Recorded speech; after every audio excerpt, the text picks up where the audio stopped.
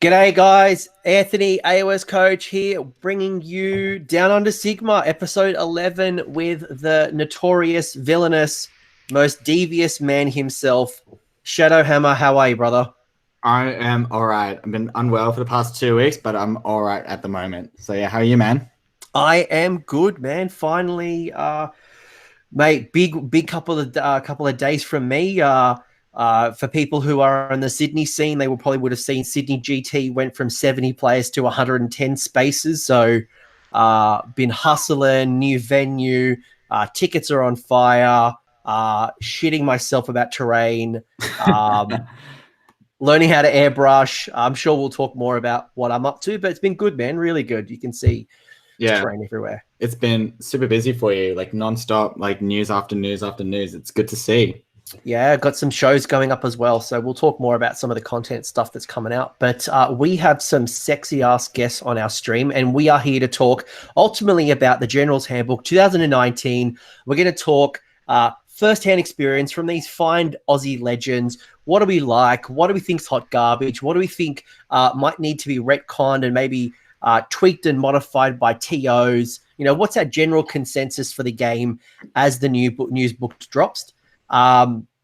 News book. I feel I just made up some words. You just made up a few words, yeah. Well, I mean, like, who cares? It's my hobby. I always make things up like I'm sure it come from the Storm Vault. Yeah. The first person we want to introduce is a man who needs no introduction. He is the Fishman himself, Ben, from Ben and Ken, the Fishman. Ben, how are you, sir? Man, yeah, good, excellent. Sharks are on fire. Very happy about the points, but, you know, we'll talk about that later. And if people aren't in the deep of the sea and they don't know who you are you, sir? I'm just some guy from Sydney who plays with a fuck ton of sharks. So Sharknado Ben himself, Idneth Deepkin player, general nice guy. Sort of, sometimes. This isn't going very well. No, it's not. It's really, really bad. You're giving him so many compliments, and he's just like, I have no idea what you're talking about. No. Like, eel players hate me. His reason number 4 will surprise you. Well, this content creator is starting to hate you, but... Yeah, I know. That too. So it's surprising why I'm on here. To his fairness, he did say he would just talk about sharks. He hasn't really talked about sharks, though. Yeah, because I've been saving it for tonight. All right. Why blow my load early when I can, like, you know, perfectly time it? Good Lord. All right, I'm going to someone else. You're Ben. Yeah. A man who's new to the channel, a man that Doom and Darkdom is shouting out for someone who's going to be doing a whole bunch of painting for CanCon terrain, which is an absolute legend himself. His name is Ryan, but we know him as Ham. How are you, Ham? Yeah, good thanks, man. Happy to be on. Just loving the new book, and yeah, but for people that don't know what I do, I commission paint. Probably been doing that for about a year. Been pretty cool. Play a lot of AOS. Probably been playing in the tournament scene for about a year. Jumped around a bit, played a bit of Beast, played a bit of Ironjawz, bit of heaps in Urgle. But yeah, so just like really in the game, play heaps of it whenever I can. That's who I am. Yeah. And we're going to have Ham on a little bit later this month doing a faction-focused Ironjawz, which I'm really excited about with Brogan Clark. So yeah, me too, man. Super excited about that. So hopefully I can learn some tricks off him and learn some new things. But they've got some heaps new tricks now, so pretty cool. We got all the love. No, very good. Everyone's like, "Oh, my army got nerfed." Ironjawz like, "We didn't get touched. Yay, we won." Oh, we got so much more. We got stuff we didn't even ask for. That's awesome. Good. A man who needs no introduction because he is a bigger celebrity than all of us combined. He is the mayor of Dubbo himself. He has actually moved away some of his ribbon cutting, his baby kissing, all of those mayoral duties to be with us today. So, Matt Tyrrell, the Lord of Death himself, how are you, sir? Welcome. I'm good, thanks, Coach. How are you? We're great, just talking shit. I've got the night off, so Kids are in bed. Yeah, let's go. Let's talk shit. You didn't have to open up any buildings in Dubbo. No, not today. Got the You didn't have to satellite open up. up. But how many did you close down? I got the satellite uplink going at the moment, so it's all good. And for the people who don't know who the mayor is because they don't tune into the Heralds of War, where Adam Teacher Burt is always talking about the mayor. Who are you? What do you play? How long have you been with us for? Yeah, righto. I'm Matt Tyrrell. I'm from Albury, actually. Oh, just out of Albury now, which is apparently Dubbo. But anyway, yeah. So I've been in the hobby now for probably 4 years. I only just sort of started just before AOS came out. Started playing ogres. So really excited. Hopefully later this year we might be getting a book. Hopefully. But yeah, I've been probably best known for playing Death. I took Death to the first CanCon and did pretty well then. And from there, I've just been honing my lists, and I just really enjoy playing Death. To be honest, I love all the units, and I love building lists that are different, but also I love building competitive lists. I do like to win, and I always try my best. But yeah, so it's always good to go to a tournament with a different type of death list. Like, you don't see Grimghast Reapers in my lists, or you know, all the stuff that everyone always takes. And with the new GHB, I've actually written a whole new list, a new death list. So really looking forward to that. I like the fact that Manfred's dropped in points.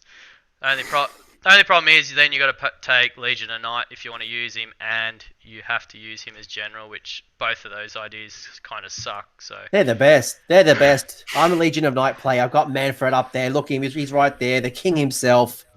Lord of the Death. Biting But- my tongue. Biting my tongue. Biting my tongue. Biting my tongue. Liam, don't say anything. I actually same.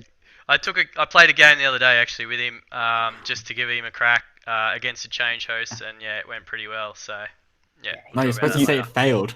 He's good value. He's All right. good. You do realize that if Nagash brings Vlad back, he's putting Vlad in charge as Legion of Night. No Like, way. it's that easy. He's just like, bam, Manfred, go away. Nah, no deal. No You're deal. boring. Leave me alone. Vlad's cool. Anyway, away from Manfred being the best, because he clearly is. Ben, I'm kicking you off the stream. Liam, we had some news. We wanted to talk a little bit about the rumor mill, which I think is pretty exciting. Yeah, so if anyone hasn't seen the rumor mill, it is 2 heads that look so awesome. So what do you guys think it is? Gutbusters. Okay. Gutbusters for what? Ogres. I reckon it might be an ogre, like a Legions in the Gash book, where they're going to combine ogres with Beast Claw Raiders. I think that's what it might be. That's my... See, I think it's Soulblight, but what does everyone else think? I think it's Stormcast. What chamber did they unlock that they carry around 7 heads? It's the chamber executionist. It's the witch hunting. Yes. To be fair, though, they are probably due for another release, yeah? yeah, I know. They're a bit late, actually. I'd love to think that it's like it's like Cetra's trophy rack of like kings who didn't kneel, but I know it's not that. Because they've all got crowns on. Like, I did notice that. They're not just normal skulls, they're like crown skulls. The crowns of, like, because that was one of the big things I saw. I'm like, right, who would have crowns? Would it be vampires? Probably not. Mayors of towns. Watch out, Matt. I honestly think it's Soulblight. Ham, what do you think? I think it's Gutbusters. Like, I'm thinking of something that, like ogres. Like, I've been looking at getting ogres. They look so cool. So I'm hoping it is. You know, this is my opinion. Is the hooks that they have on them? It just reminds me of Death in a way. Like, yeah. They remind me of Death, so it could be Deadwalkers. Like, it could be a new. I'm just not a fan of Death, you know, so I really don't want it to be Death. I mean, I don't think anyone really is. I'm pretty sure those hooks, though, we've already got in the... I think the Beast Claw Raiders already got those same hooks. Yeah. They We should really definitely find the mean merchant who sells those hooks and just compare like where they Where like, who they sell them to. come from. Those hooks we sold in Gutbusters. But yeah, it looks epic. I love the eyes, especially on the one on the right. If anyone else is looking at it, it is like it literally looks like it hasn't slept in weeks and it's dead. It's great. Always get those things wrong, eh? That's why I never have a guess. Like, I'm like, oh yeah, that'll be that, and I'm like, nah, it's something totally different. You know? So I'm going to throw my hat in the ring. So when I was at Adepticon and they were going through Warcry, Pete Foley was talking about, and then one of the questions came up and they said, is Warcry just about chaos? And they had said basically that the second edition or the wave after what we're currently seeing, you'll see destruction. You'll see some of the other allegiances. So I reckon it could be Gutbusters or Ogres, but in Warcry form. Is Warcry even out yet? I reckon you'll see it. What is it? On the 20th, you've got AOS Day. So I reckon you'll see it I think you'll see it for up for sale. I think this week will be Sylvaneth pre-release, which obviously you know. I think next week pre-release will be for Warcry. Yeah, I really want to paint the shit out of those models. So anyone who wants some painted, hit me up. Slide promo, awesome. Yeah, sorry. Shout out promos to Ham, but no, they look great. I don't even know which faction I'm looking for, but I think Warcry is going to be awesome. I think it's going to be the itch that will help with the scratch of that, and that kind of skirmish that I thought Underworlds would solve, but wasn't quite the game that it was for me. I think Warcry is going to be it. There's also that other rumor engine as well from July 2nd. High elves? The high elfy type. Just elves. There was a couple of ones, like there's the Horn one. There's a couple. Yeah, AOS is getting some love later this year for sure. So many people if it is high elves, so many people are going to lose their shit. It's just elves. They're not high. Don't call them high. They're light. I'm sorry.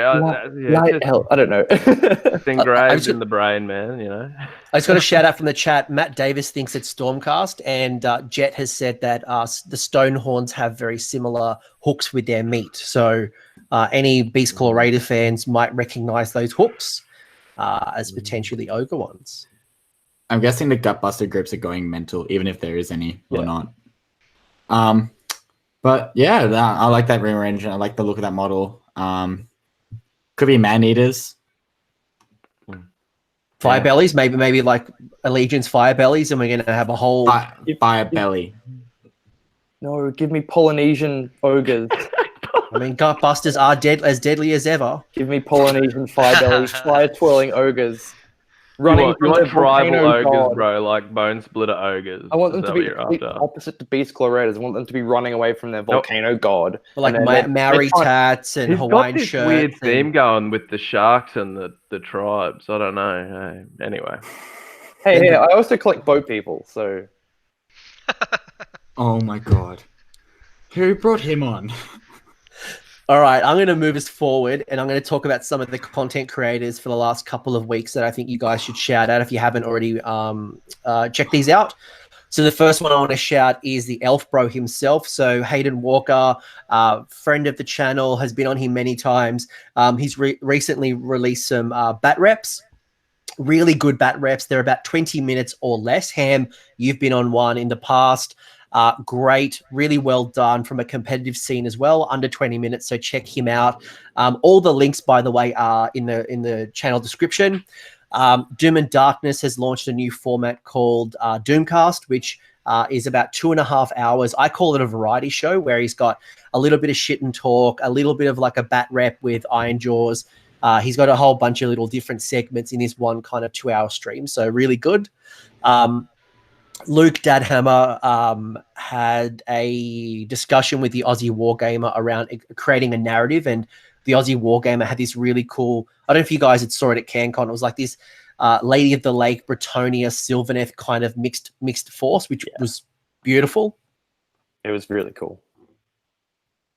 And then our friends from Measured Gaming, Creaky Gamers, have had some bat reps up, and Mortally Wounded just put out a podcast about Sydney Slaughter and having the top 4 players, which was Matt Campbell, Sean, Stephen Dury, and Keith. So the Creaky Gamers. So they all talked about their experience at Sydney Slaughter, which happened About a month ago. This time last month. Holy shit, that was a month ago.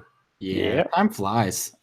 Creaky Gamers also did a video about like different movement trays. If anyone has seen that yet. The most Aussie movement trays you'll ever see. Yeah, It is... I was about to say, watch it. If you want to see some freaking Aussie style like movement trays, go watch that because yeah, it's just genius. I'm never gonna look at like some beverages again now. I'm gonna be like, yep, that is definitely a movement tray.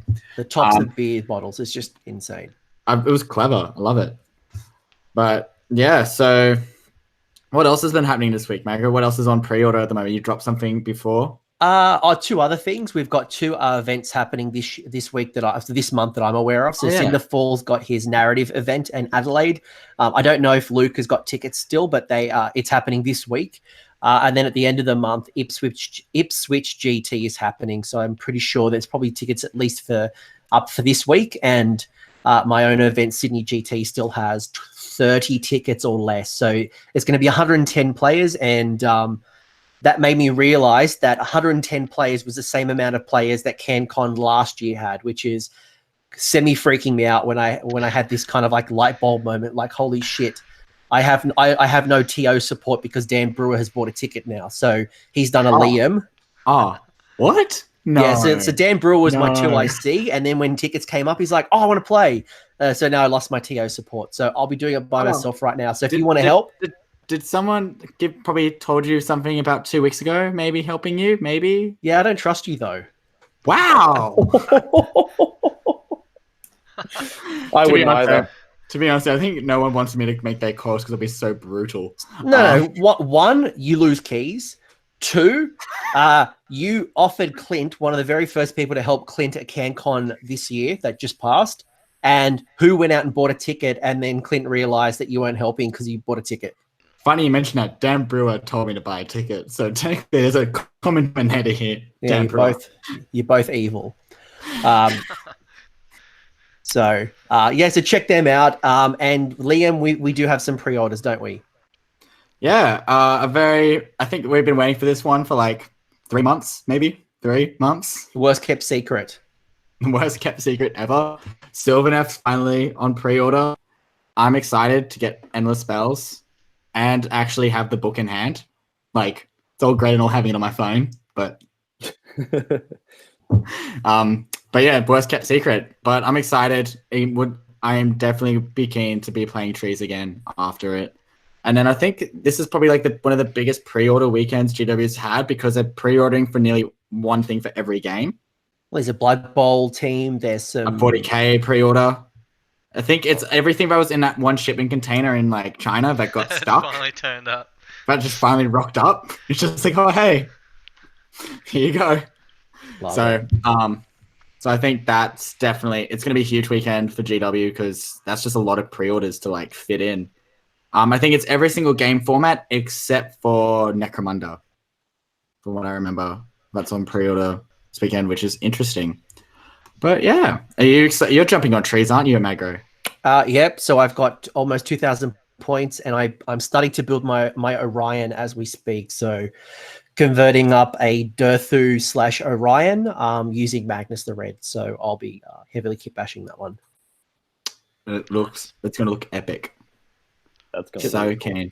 Way too much work. Way too much work. It is a lot of work, but the result will be awesome. Well, it's going to be the projects that's going to keep me sane while I'm printing and painting terrain up for the next 3 months. So this is like that little just keeping me sane, keeping me creative, as opposed to just painting non-stop pieces and dry brushing. But you're a robot, mate. Just do it. It's fine. You know this great thing called contrast paint?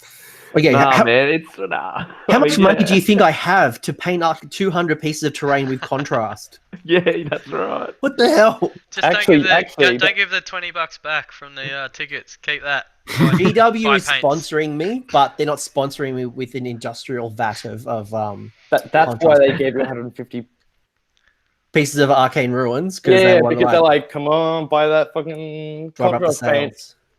The rule is, if we're giving you these arcane pieces, you have to use contrast only. Oof. All right, we're getting to the topic now. You guys are talking hot shit. Yeah. All right, so why are these legends here? Let's do the intro. The intro is that this is open mic night for Generals Handbook 2019, recently dropped, FAQs dropped. All these boys have had an opportunity to play the new rules, and we've had a lot go on. We've had new scenarios or updates on the scenarios. We've had a whole bunch of terrain rules. So there's a new scenery table. We have we have terrain rules altogether and some rules around allegiance terrain.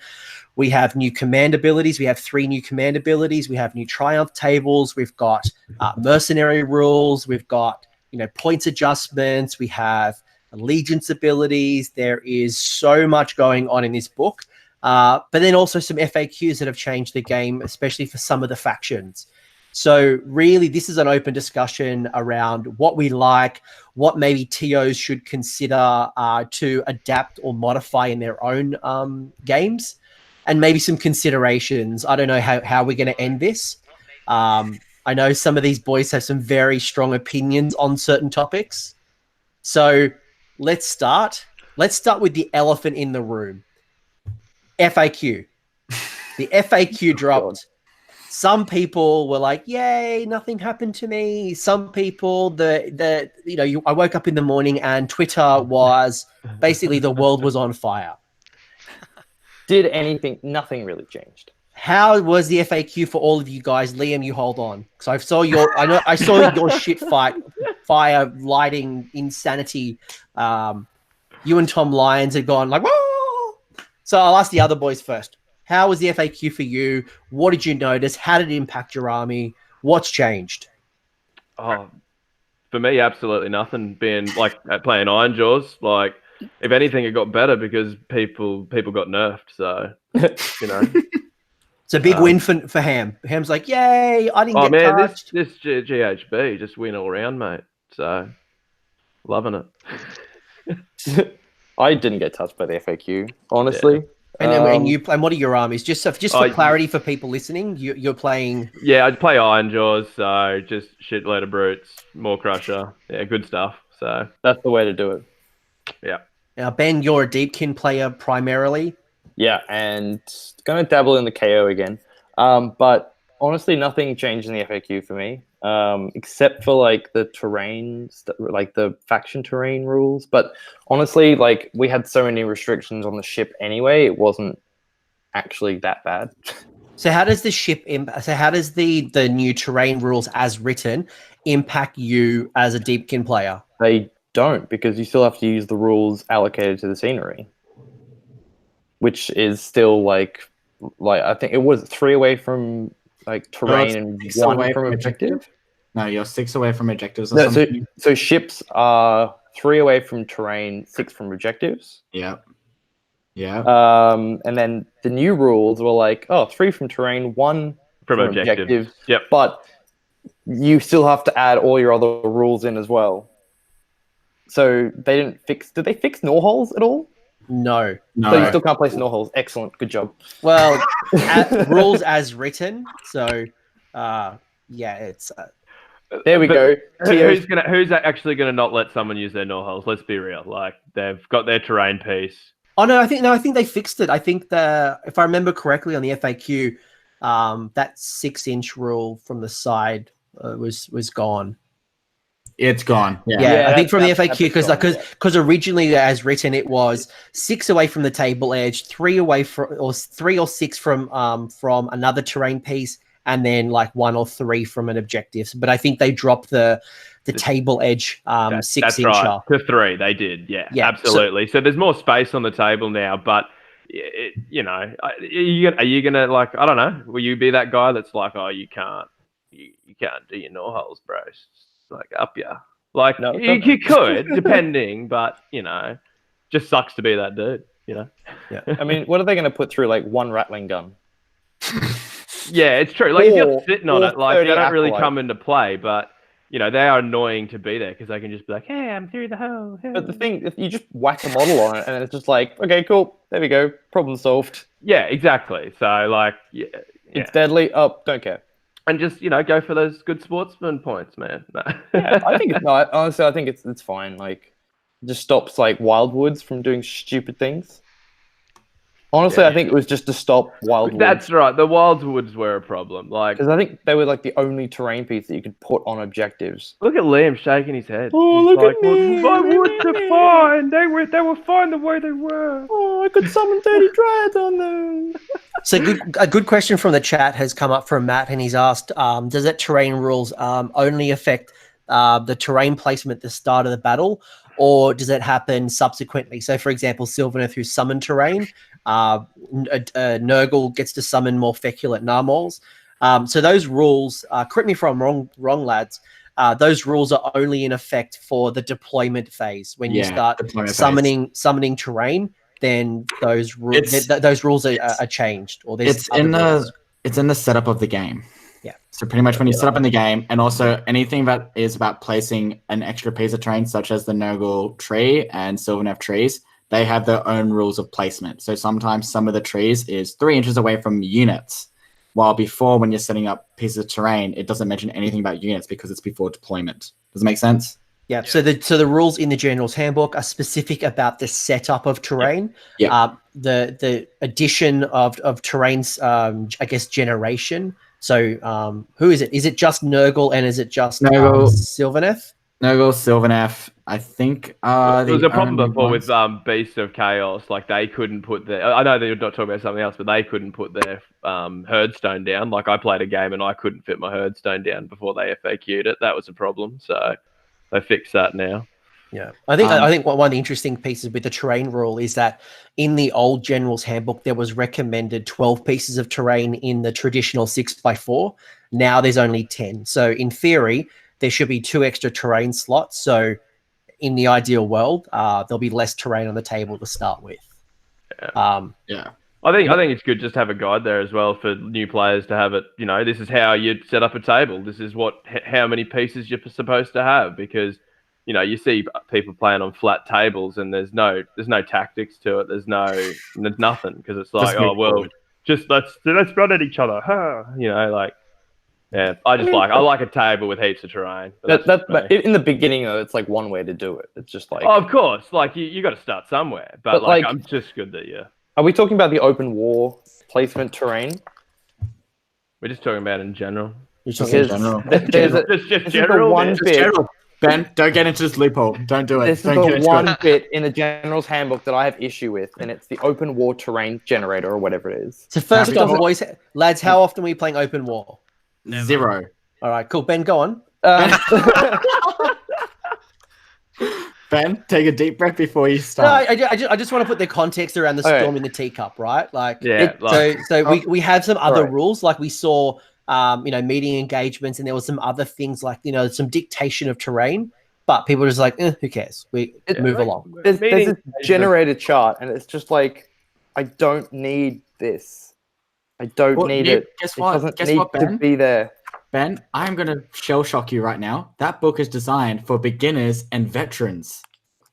Yeah. So those beginners would love to know how to set up a table. It's not hard to set up some terrain on a board nicely. There is children that play this game, Ben.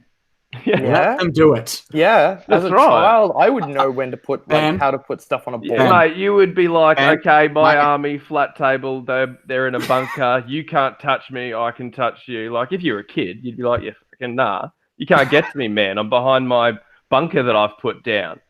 Elevating the conversation. Matt Tyrrell, the mayor. What is your educated please move on from this topic on this, please. Rally the plebs. On the those rules there. Well, how did the FAQs go for you as primarily a deaf player? Well, actually, one thing that I thought would have been FAQ'd, and still hasn't, and it's been around for so long, is the Ethereal Amulet. Now, everyone knows that I've had a zombie dragon with Ethereal Amulet for a long time. But every zombie dragon has one. I honestly think that you should not be able to have it better than a 4-up save if you've got it. It should be written into the rule of it, and I just think it's quite ridiculous that you can have a 3-up model with Ethereal save with 14 wounds or anything else, any of the other big animal, like any of the other big unit models. Guilty as charged. The So issue, sorry, Matt. The issue Yeah. with the Vampire Lord and Zombie Dragon rule, it's actually the Vampire Lord itself. What it should say is, if this Vampire Lord has a shield, it should add 1 to its save, not have a 3 up instead. But it not even just that though. Like anything, like a Frost Lord on Stonehorn, he could have it as well. He's a 3 up. Freakill General and Griffin is same thing, 3 up. The aspect of Storm, put a Ethereal Amulet on that. You can never kill the bloody thing. You don't need to put that on a Storm. Well, that's what I mean. But you know, like I just think it should it should have been FAQ'd. I really do think that, because at any time because I've played it a lot. Every time you play against someone, you're like, you got Ethereal Amulet, and you're like, yeah, well, I can take it, so why wouldn't I? But it's saying that my new list does not have it, so I've got the Zombie Dragon without it. You're a better person than all of us. But overall, otherwise, so how was the FAQ for you? Look, I do play a little bit of FEC as well, but I still think the FAQ really just let them off the hook severely. I was saying earlier, I think Feast Day should really be only in your own turn that you can use it, and only use it for free in your own turn. I just think it's quite stupid that you can use a free pile-in attack in your opponent's turn, plus in your own turn. So you're saving 2 command points every single battle round. That's crazy. That's so crazy. Yeah, that was one, and I don't know. I think Gristlegore did get a little bit of a nerf, but look, I think they really, and then they let the ball drop by dropping the points of horrors as well. I think that really should not have happened either. But and yeah, the Gristlegore nerf you're referring to is that the strike first only happens when you charge. Is that correct? Yes, with the general. But even saying that, like, you know, if he charges you and you end up killing him, he can pile an attack 3 times, I think it is. No, because if you charge... That's just not cool. No, so you pile in. Yeah, but you charge and you pile in attack, then you get your free pile in, or you pay for your pile in attack, and then when he dies, you pile in attack, doesn't he? What's that spell? The rule states with Call to War is if he hasn't fought yet, then he gets the pile in attack. The trick is if you throw a Terrorgeist in, let's say, and then he dies before he gets to attack, he gets to pile in twice when he dies, because what happens is Call to War activates, and then the Feeding Frenzy thing gets off on that. Does that make sense? That's right. Yeah. I mean, that's still so silly. janky. It's still stupid. So janky. So, and the other armies I play Idneth as well, or just starting to. Yeah. So getting a few points drops on the Shark was really good, because I wanted to. I've got an all Thralls and a few Sharks sort of list. I did have a couple of Eels in my list just for the hard hitters, but I'm actually thinking I might swap them out for just all Sharks. Yes. But yeah, no. Apart from that, I think the FAQ was really quite tame. There wasn't anything really apart from the scenery rule being fixed up, which it had to be. I think the big FAQ, the thing that I saw the biggest impact, and Liam, I'll throw to yourself, I'm sure you got lots of feedback, is probably the Warp Lightning Vortex, and that going from a wholly within 26 inches to a 13. So I think that will play. I mean, that was a huge spell that people whinged about. That I couldn't believe that when I read that. I was like, thank fuck. Like, when I played it the other day, and I did 9 mortal wounds to my Maw Crusher before I'd even fucking left my half of the table. I was like, what the fuck is this trash? Like, you know, it is what it is, but... Am I the only one that had 0 issues with the Warp Lightning Cannon? Dude, Vortex? The Vortex? That's because your army moves like 24 inches or something before like the movement I had phase. Iron Fist, I couldn't even get out of it. Like, I was moving D6 in my hero phase, I still couldn't get out of it, and it was just getting the shit zapped out of me. I think, in my opinion, it's still a very brutal spell.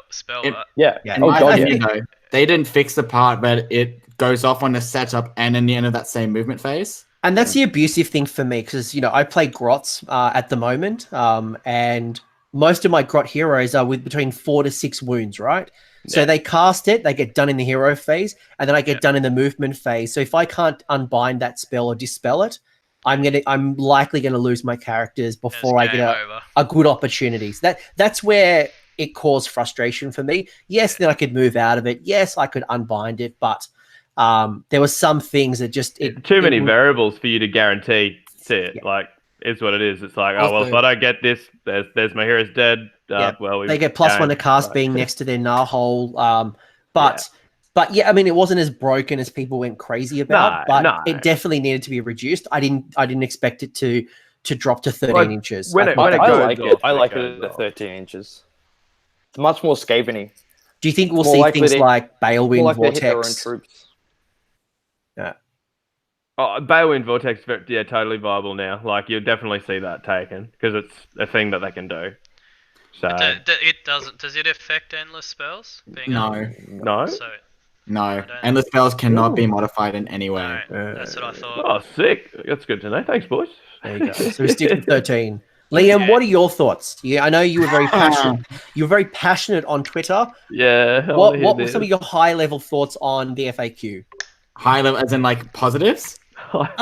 this. Just your overall. Doors of Cain should have been nerfed. Hagnar is busted. It's still too good. It's still the must go. It should have changed to Holy Within. It should have Blood Shield. If Blood Shield's Holy Within, so should Hagnar's Ward Save. Yeah. That's one thing that they stuffed up there. Also, the Witch Brew being only within 3, army is still going to be a daisy chain hell of a thing. That's one. All right, which See, I for- don't have trouble with Daughters of Cain like you guys seem to. That's because you can bring stuff back. in Only deck. because I Yeah, because you spent 1 command point to bring you bring 'em back. But I've played a lot of games against it with Jesse, like heaps, and once you've played it enough, you work out how to beat it. Yeah, if you've played it enough. Like, Yeah, in my But that's opinion, like any army. I feel like the whole daisy chain playstyle should have been extinct a long time ago when AOS 2 came out, when everything turned Holy Within. So the fact that that book, which was supposed to be playtested for AOS 2, is still daisy chaining. I think Witch Brew should have gone to once per game. No, get stuffed. No, Anyways, once per game would have been much more like risque to use it. Witch Brew should be like it shouldn't be just automatic. It should be like a prayer. I think once Yeah. per game is perfectly fine. I think then you've Yeah, got to but- decide when to use it. Or if you continue using it, the unit suffers 2d6 mortal wounds or something. Well, like it is what it is, guys. It's still it's not once per Hey, game. at least the bearer went up 30 points. so that's it. Anyway, go Liam. So that's one point. Feck, literally just got a pat on the head saying "calm down," in the nicest way possible. My list that people have played against, my Royal Mordants list that people say is a negative play experience, and the fact that I got 0 best opponent votes because of that army, literally did not get hit. Like it didn't even get touched. If anything, it got improved. I don't think it had anything to do with the army, dude. I love you, Matt. So either. I love you, Matt, so much. Yeah, so that army that I played, and I honestly, a lot of my opponents had a negative play experience of just to not get touched, and I'm actually disappointed in that way. Fact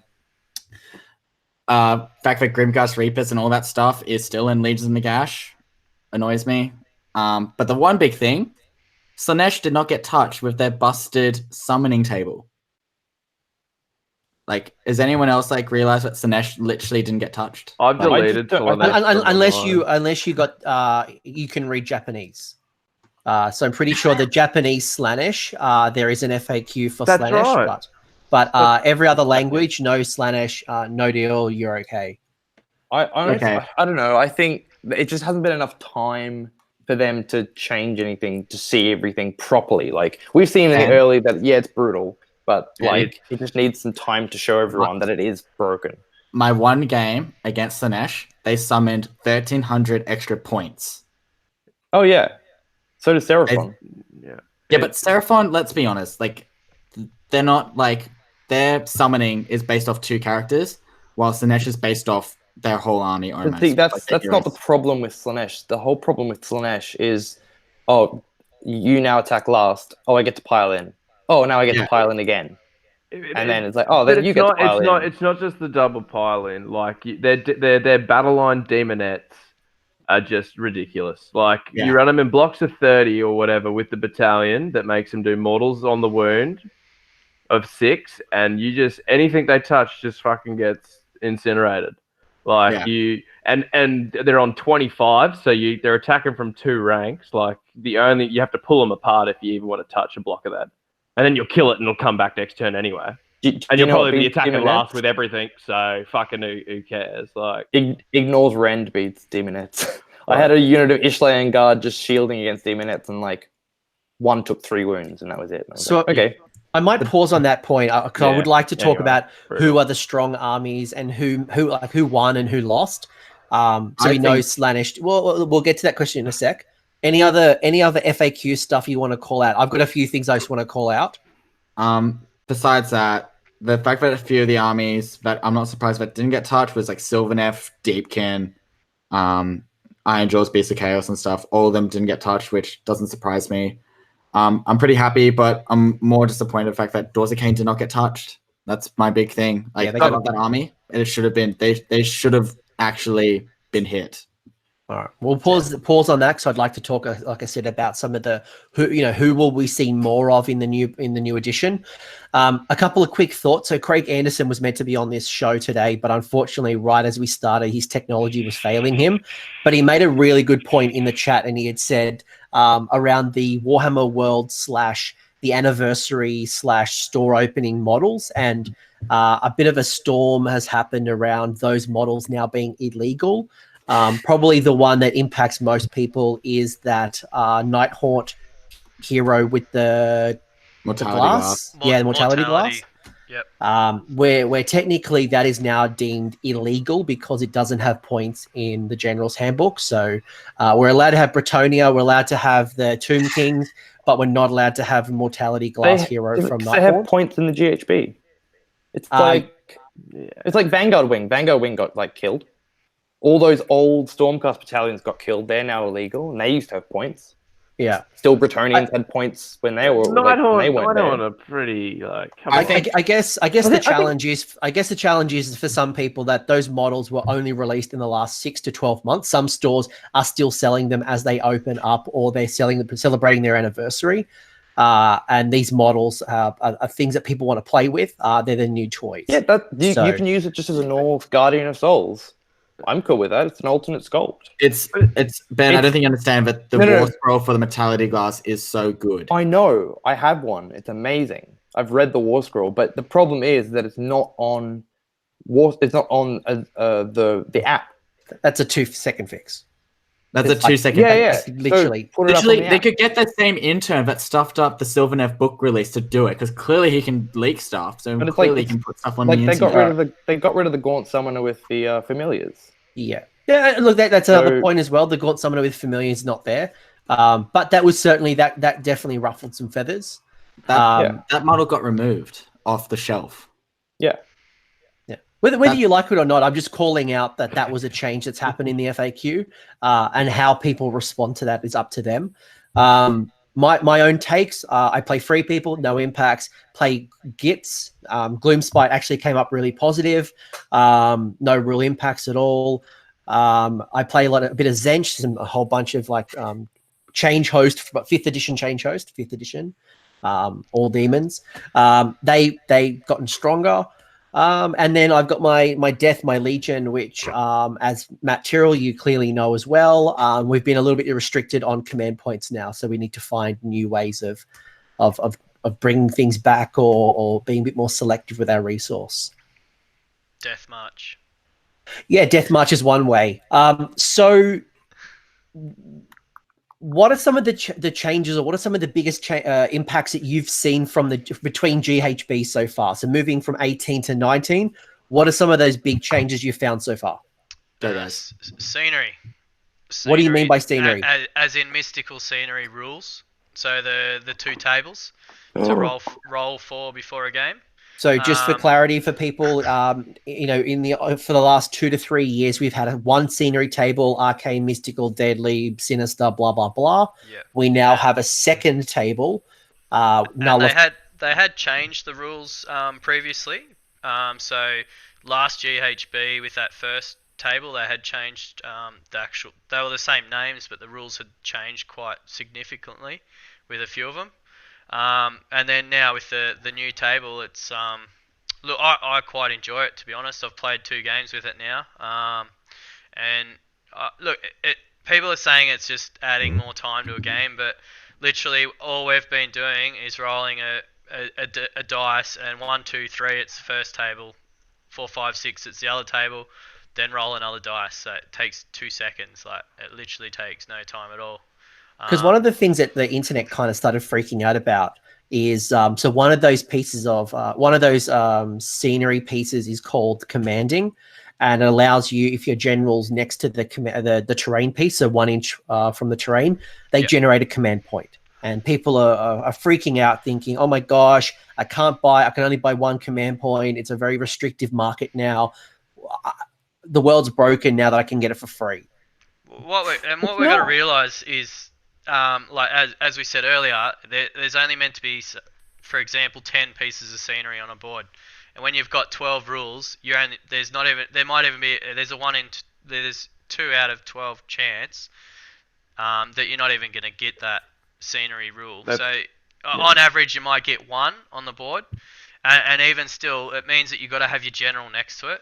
So it could be in the back corner, and your general might be, say, for example, my old Legion of Blood list was Vampire Lord on Zombie Dragon with Ethereal Amulet. You don't want him sitting in the back corner all game getting an extra command point, because it's just a waste of time. You don't want your Maw Crusher doing that either. Like, exactly. ridiculous. So look, I honestly think it's definitely not game changing, and I don't think it's going to break the game at all. And a lot of people are saying let's just scrap mystical rules altogether, but I think that actually takes away from the game. Like, I like to be able to choose whether or not I try and get arcane if I win the roll off for sides, or and if you're playing for that, well, you know, and that comes into it too. Like, arcane terrain, that might be in a back corner, and you might pick that side because you need the arcane terrain, but it means your models are not positioned on the board perfectly for what you need for that scenario, if you know what I mean. So I just think it adds a lot to the game, and if you're not actually,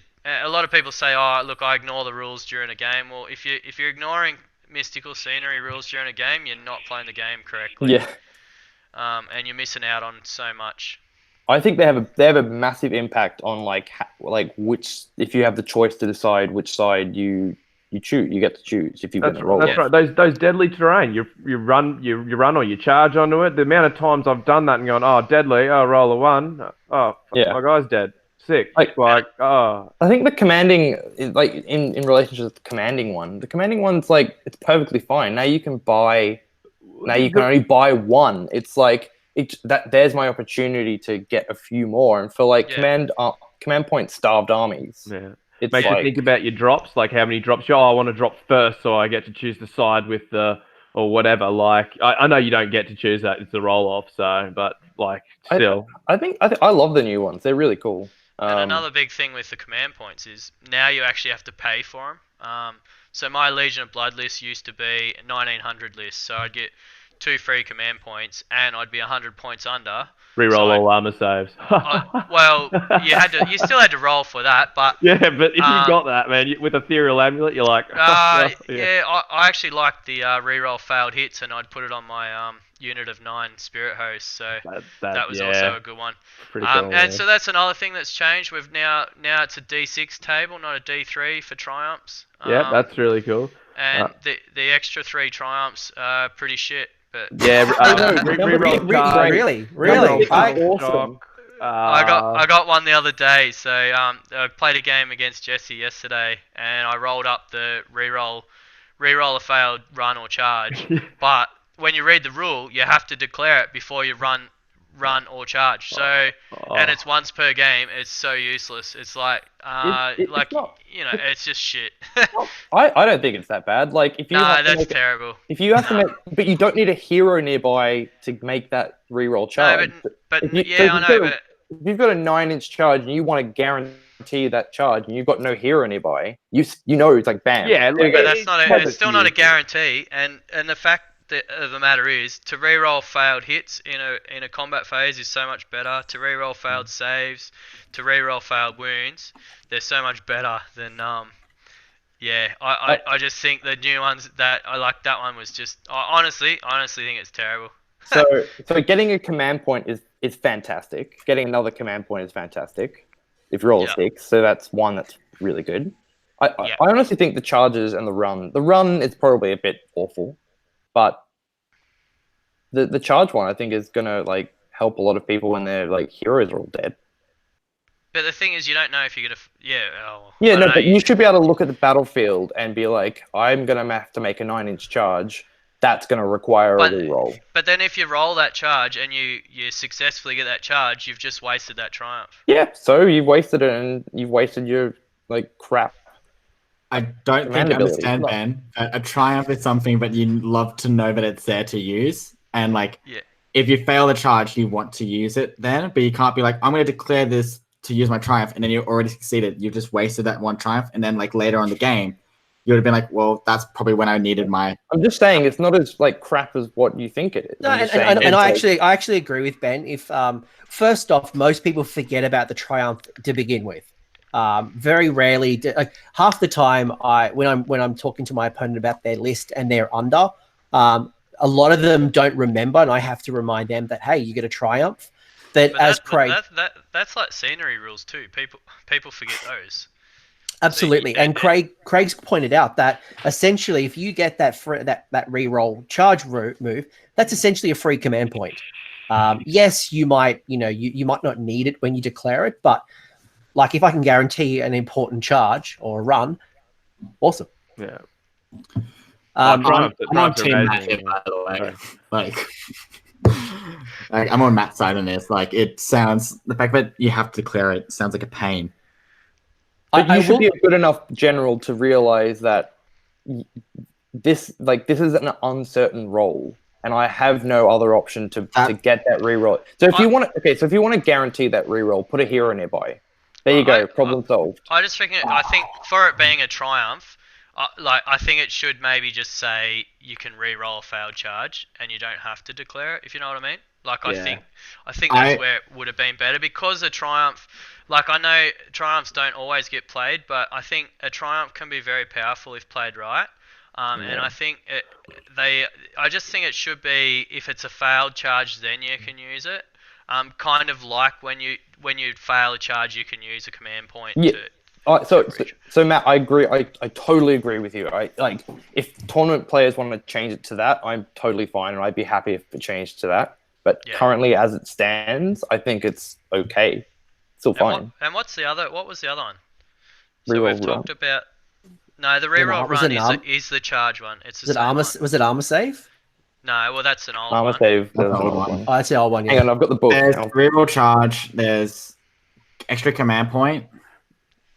And then there's reroll wounds, reroll all armor saves. Are you talking about all the triumphs? No, the new ones. The 3 new ones. Oh, the 3 new ones.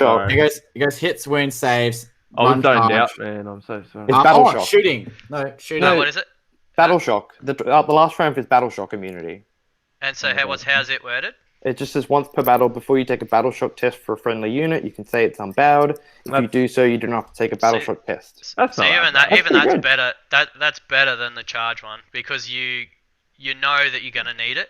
Yeah. No, I agree. Like, if people want to change the run one, that it should be that. But yeah. If they don't change it, it's still okay. But just really quick, I just want to go back to the terrain rules, because there's ones that some people have picked up on, some people that may not have picked up on this yet, that I think, in my opinion, the best new piece of terrain, or the scenery table, is going to be Nullify, which comes up as number 6 on the scenery table B. And the reason I say that is because if an endless spell ends within 1 inch of that terrain piece, it is immediately unbound. The benefits to that, and for Stormcast players, I'm looking at you in particular, is and if you're playing a Stormcast player, you need to watch out for this. Is what they can do is they can drop their Everblaze Comet. You even if your hero's next to that Nullify terrain piece, because the ruling is that you first go through the effects of the terrain, the endless spell, then it's nullified. So they'll get to do their little radius mortal wound effect from the comet. It's essentially unbound. So then next turn they can keep doing that. So they're going to keep getting maximum benefit from the Everblaze Comet, where previously you'd have to unbind that, or the next turn the radius would kind of shrink from, I think it's 10 to 5. That's So really cool, man.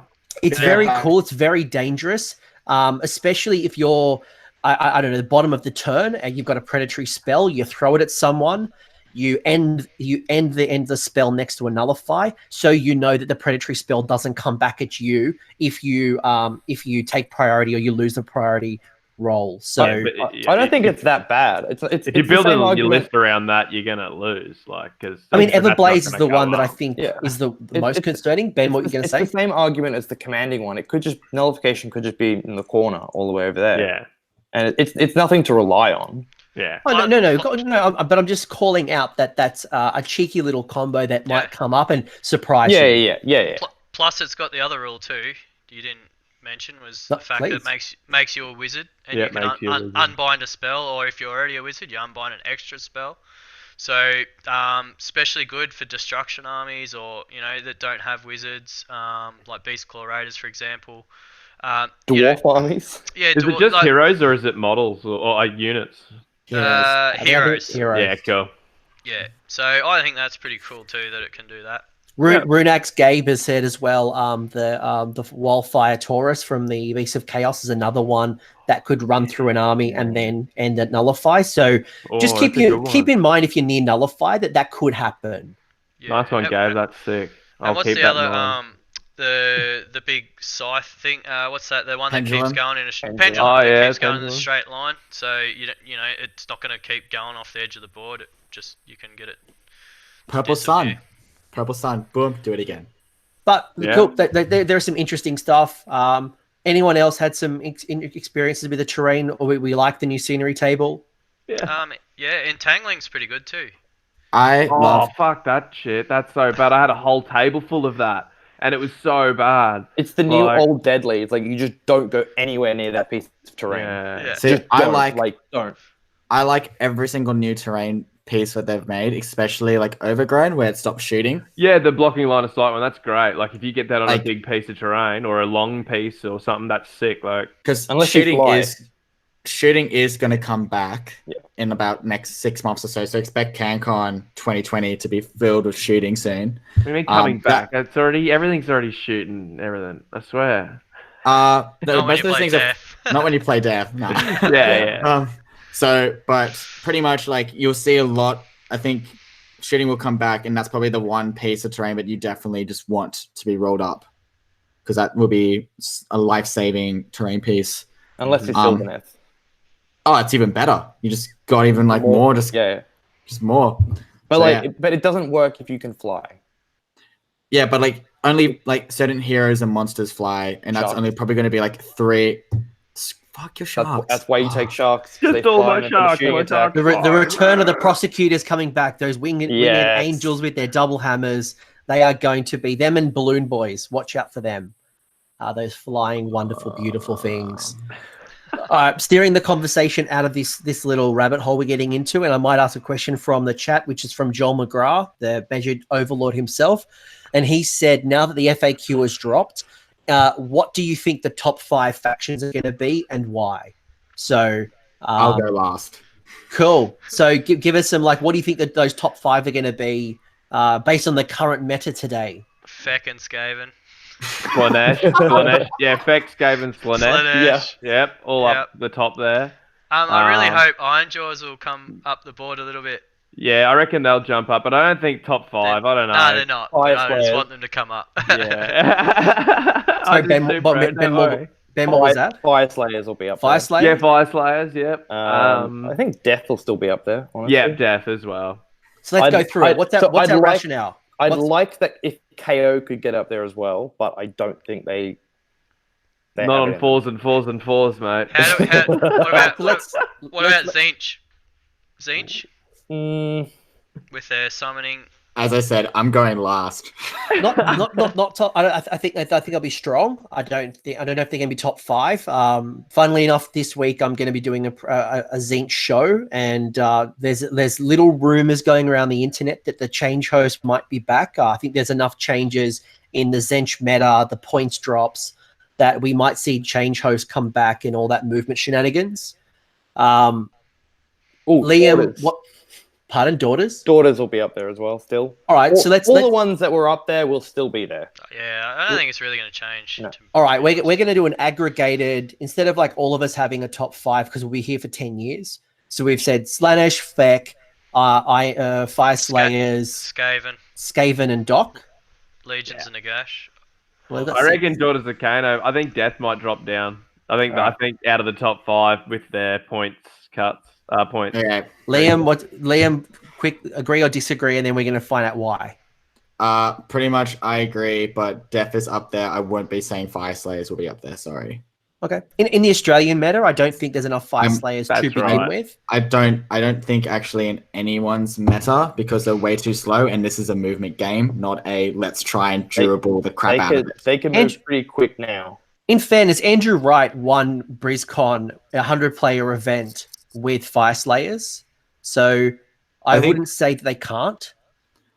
I'm just gonna say good on him, but I've looked at some Fire Slayer lists. I've played against Fire Slayers, lost to it because then I realized what happened, what I did wrong, and then now when I look back at it, I know how to beat Fire Slayers, and they are way too hero. Like they survive. Like if you can kill their heroes, that army crumbles. But like you can't. Sometimes a good build, you will not be able to kill their heroes. If they're good, you won't. I reckon you can't, because they can be on like a 2-up save at like once per round. It doesn't stack anymore. You've heard someone like Andrew, he ain't losing his heroes, man. No, there's a couple of ways you can get it down to 2-up from like 3 different abilities, Liam. All right, so let's talk about those top 5. I think we're going to agree to disagree on some, but I think there is definitely at least a top 3 or top 4 we agree on. I'm just saying Fire Slayers are definitely not in it. All right, well, we can debate. I would argue that a Gloomspite are in a very good position in this command point meta. Yes. The fact that I end games on approximately 8 to 10 command points in excess. The fact that I've got 3 additional command points, command abilities up my sleeve.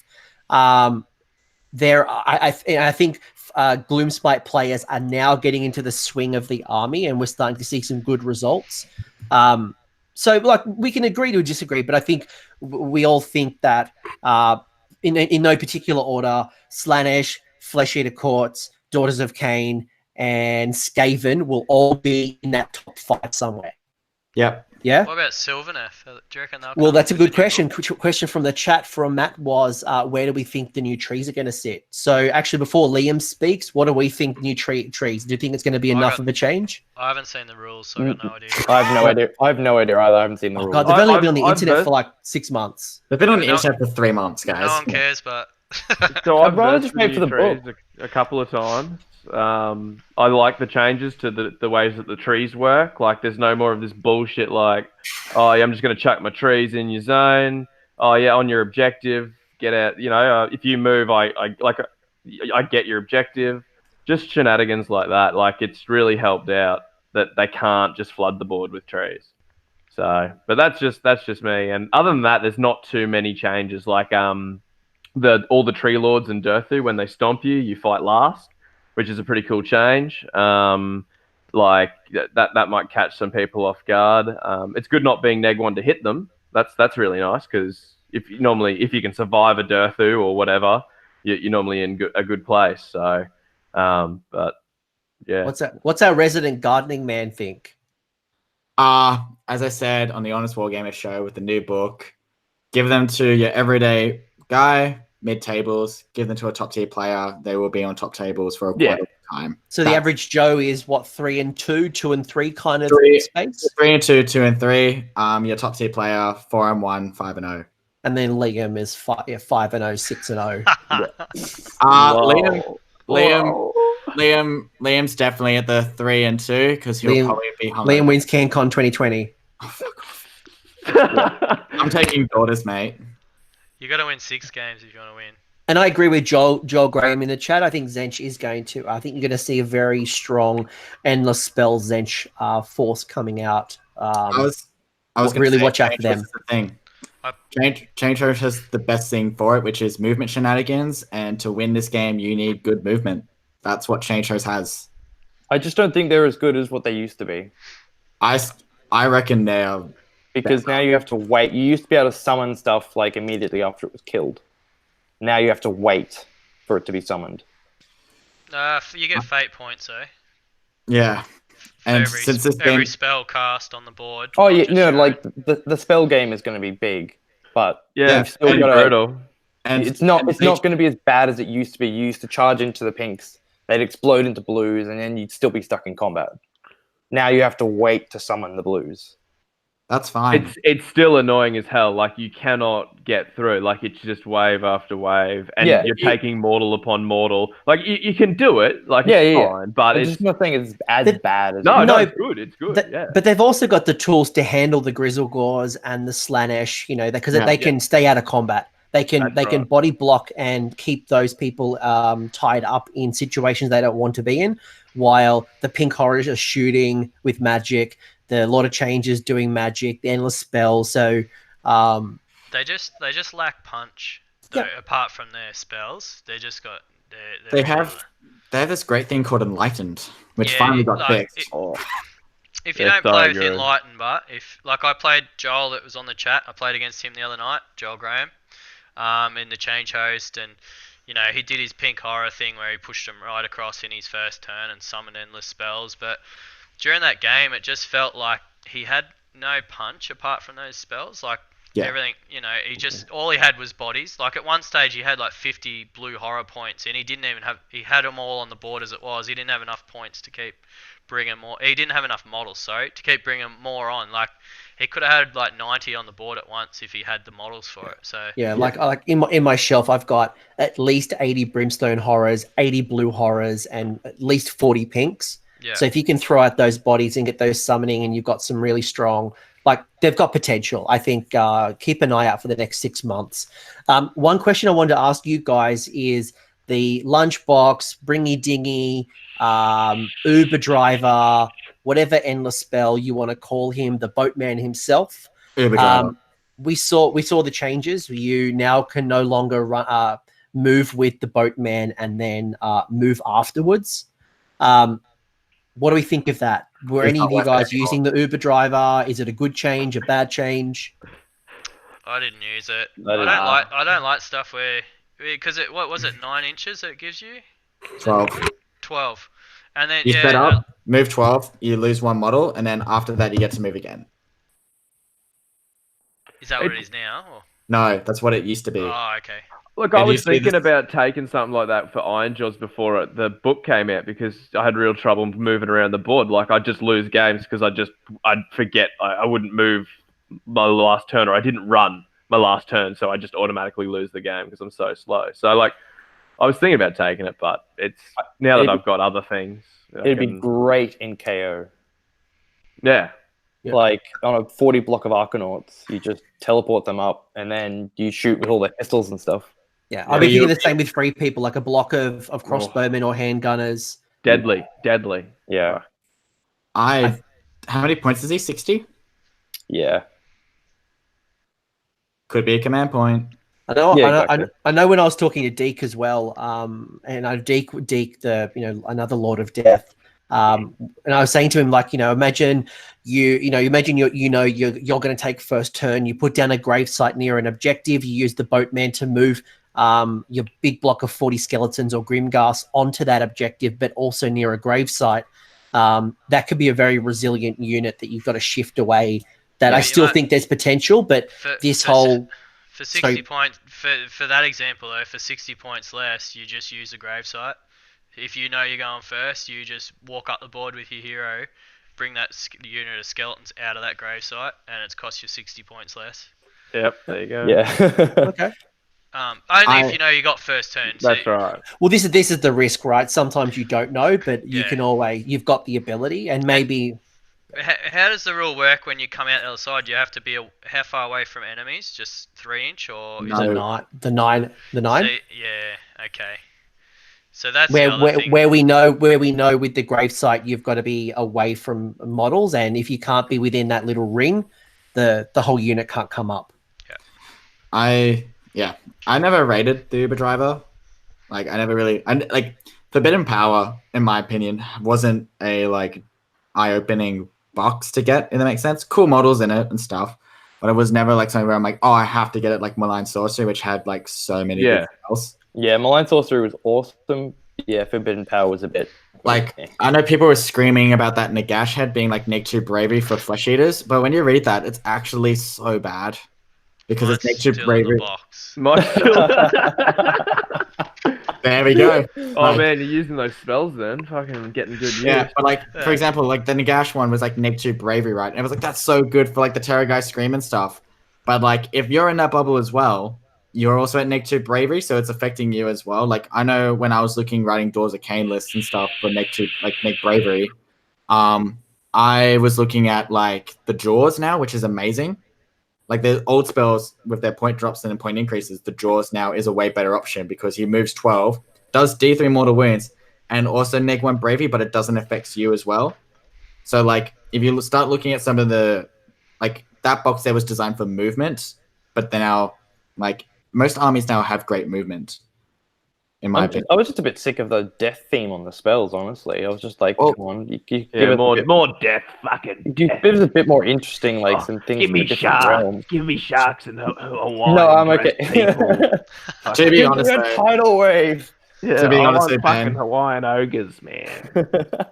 Ben, it's all based off the narrative. I know. That Malign Portents thing.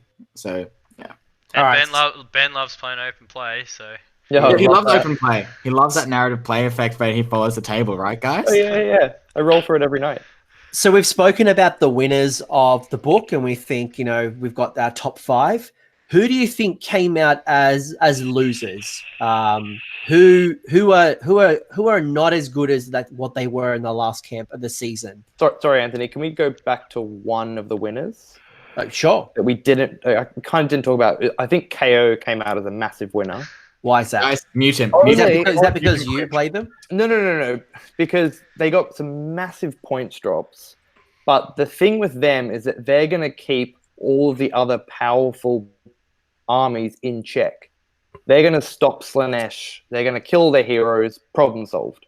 They're going to kill, they're going to deal with those, big, scary armies. So why haven't we seen them hit the table yet? Because they've been just too expensive and they just haven't had the right, equipment. I saw 120 Arcanauts a month ago. That was fun. So is this the same as Zench in regards to they were quite strong in GBH17. We had a bit of a lull. They're now kind of in this meta where 1, they're required, but 2, there's been enough changes in the system and the points that it's opened a space for them. So with the new command abilities, that's just made them fantastic. With the shooting ability, because they never used to get any. You'd have to have Alain and Azeroth or be Zilfin to get that kind of ability. They never had anything like that. We haven't talked about that, where you can spend a command point to reroll hits of 1 in the attack phase or shooting phase. Shooting phase, yeah. We have not. There are 3 new command abilities. You reroll once to hit in combat, reroll once to hit in shooting, and reroll ones in armor save. Yeah. So there's 3 new command abilities available to everybody. The amount of times I've failed to cast Mystic Shield and just gone, I'll use the CP, reroll ones. It's all good. They're perfect for dwarf armies. I feel like they've hit the nail. And reroll for ones dwarf to armies. hit is so good. Because they never used to have wizards to be able to get Mystic Shield. They never used to have that sort of reroll ones to hit kind of thing. The catch is that all wizard armies would. It's only for that phase, so it's fuck. That's totally fine. That's when I need it to be used. So Ben, you think KO is going to come back strong? They're not going to be top, but they're going to cause them issues for those armies that we've mentioned at the top. They're going to kill the Flesh Eater Quartz lists. So are armies like Beast Claw Raiders, but probably not going to see them on top tables either. No, God no. They were a big loser. But I was going to say, speaking of Beast Claw, and I'm sorry to say that, but I can see Matt in the chat has agreed. Beast Claw Raiders, you're lost. I'm going to say Death, you probably lost a little bit here. Ogres lost out. Ogres lost. All right, let's talk. Ogres are killy as ever. Let's talk about some of the losers. Who's come out not as good as they were, and why? Not as good as that. So I'll start with Death. Death is not as strong because you can now only buy one command point outside of like your battalion. So you know, traditionally you would see Death would have maybe 2 to 3 command points up their sleeves to bring back the Grimghast Reapers and things like that. With such a talent, with less command abilities or command points, they're going to have to manage that resource more effectively. So you may see less situations where Grimghasts are coming back at full health, or if they're doing it, it means they're not using Neferata or Arcan or Manfred or Ash's command ability as well. I don't think we'll see as many Grimghasts at all, to be honest. Yeah. What do you think? What do you think? Do you think Skellies are coming back? Do you think zombies are going to take over? So who's one out? Blood Knights now only 200 points. Manfred now only 380 points. Graveguard, they're so good for their points. They are really good. Neferata came down, but I think Manfred coming down like 40 points is pretty good. That's pretty huge. He needed to be down to where he is. He's still too easy to snipe, but he's pretty good. But I think the Grimghast Reapers going up in cost for Nighthaunt was pretty terrible, because in Nighthaunt they're not broken. I reckon they were perfectly costed. Yeah. I think they should have just been cancelled. And I think that was the biggest disappointment I saw from Forbidden Power, was that I thought this would have been a nice split, and you know, if you want to use Grimghast in Legions, cool, but it had to be under this particular banner. Yeah. It probably needed to be harder separated, but we're not talking about Forbidden Power. So Death, but Graveguard, absolutely, like they've come out winners. Just quickly about Grimghast and Nighthaunt stuff. Nighthaunt, we've seen them do well with people like Ash, and they're very MSU, so that point increase, they've had point decreases and point increases from like 1 or 2 units. They've kind of balanced out for Nighthaunt in a way, and they are an MSU toolbox army, if that makes sense. So I don't really think it affected them too much. Like, if they still have the horde bonus and stuff if they want to go in a large size, but Nighthaunt never had. Nighthaunt, I don't think the point increases hit them all that much, if that makes sense. Yep. What I meant was I just don't think they needed to be increased in points from the Nighthaunt point of view. Yeah, I think they should. Okay. I think they were perfectly costed in Nighthaunt. I really do. 100%. We didn't see a Grimghast problem until that Soul Wars box was allowed to be in Legions. When they were purely Nighthaunt, no problem. I've played plenty of Nighthaunt players with Grimghast, with blocks of 30 Grimghasts. No problem. Yeah. It's when you then combine it with Legions, as well as the benefits within Legions, that's when you start seeing the not so nice play experience. There's so many better options in Grimghast and Nighthaunt, though. Yeah. Cool. Okay, let's move away from Grimghast. I think we've buried that. Yep.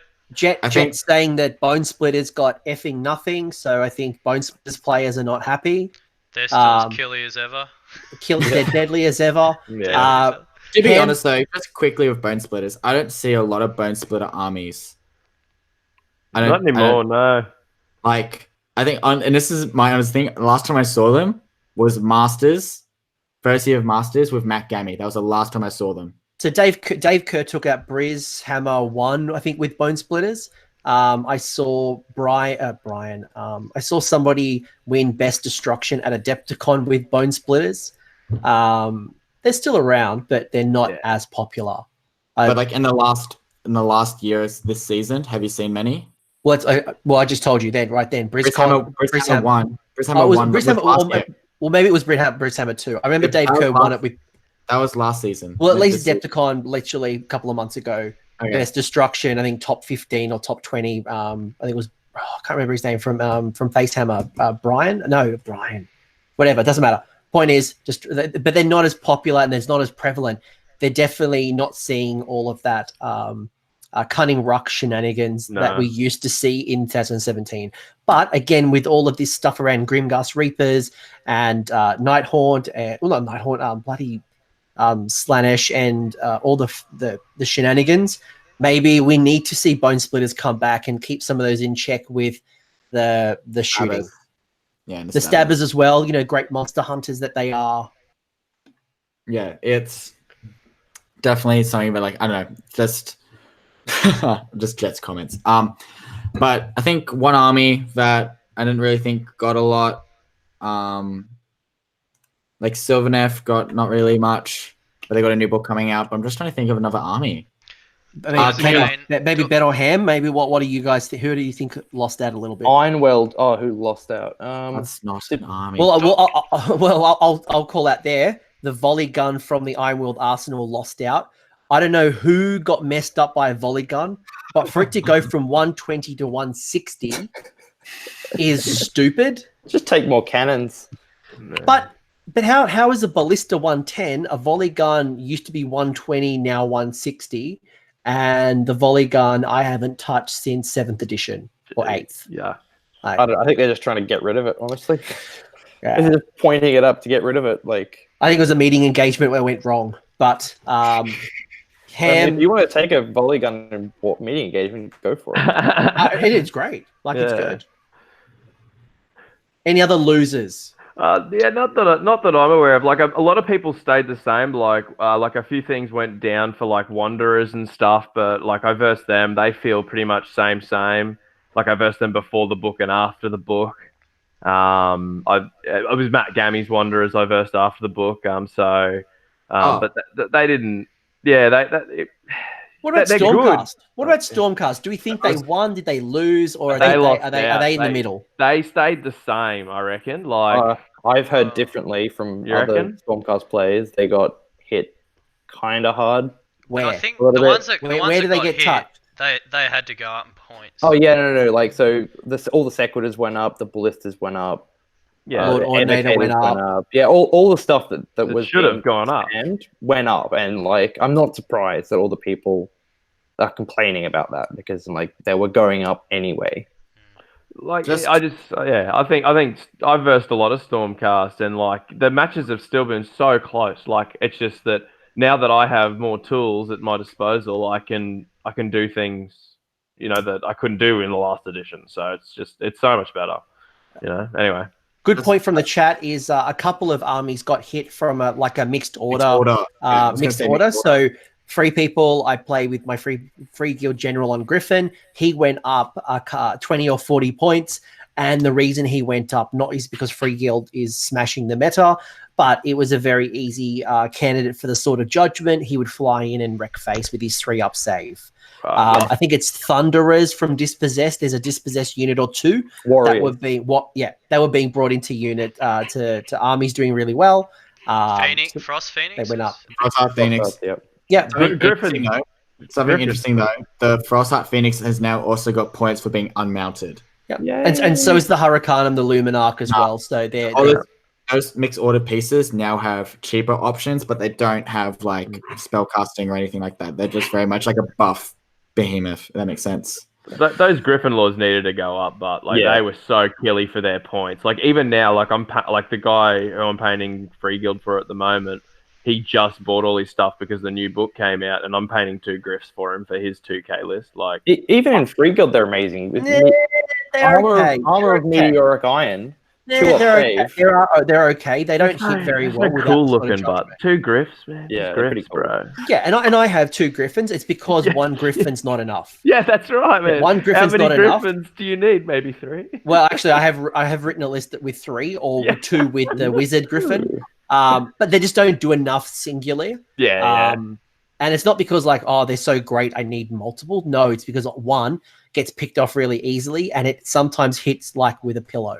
Without the Sword of Judgment. Good whiff, yeah. It whiffs hard. Whiffs hard, man. Not with this new command point, reroll ones. Like, you'll just be like, I'll reroll all ones with my CP on it now and fucking slam face with it.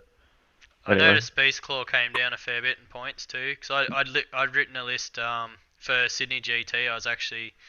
I've been throwing up taking Beast Claw at 2.5k because I think they can be quite competitive at that point cost. 2.5k, man, you'll be fucking snowballing people off the table left, right, and centre. well, my list only had 2 snowballs in it. Oh, that's pretty generous of you, man. But lots of grots and lots of Yetis. Yeah, Yetis. I was gonna say Yetis, man. Fucking, they're I remember that's the this secret list. tech. Yetis are secret the tech. anti-feck you just leave them run them up the board 6 inches away from feck, and just pile in when you want them to attack. Like 4 attacks, rend 1, 2 damage. They're fucking brutal, Yeah. man. So Oh, I had These li- are Yeti, like Yeti flies, meta. though. Yeti meta. Watch Yeah, out for the that's right, man. snowballs. So that was a list I had written. It's still a possibility, but I think I've got a good death list now. But so I think Beast Claw Raiders actually won out a little bit from the points drop.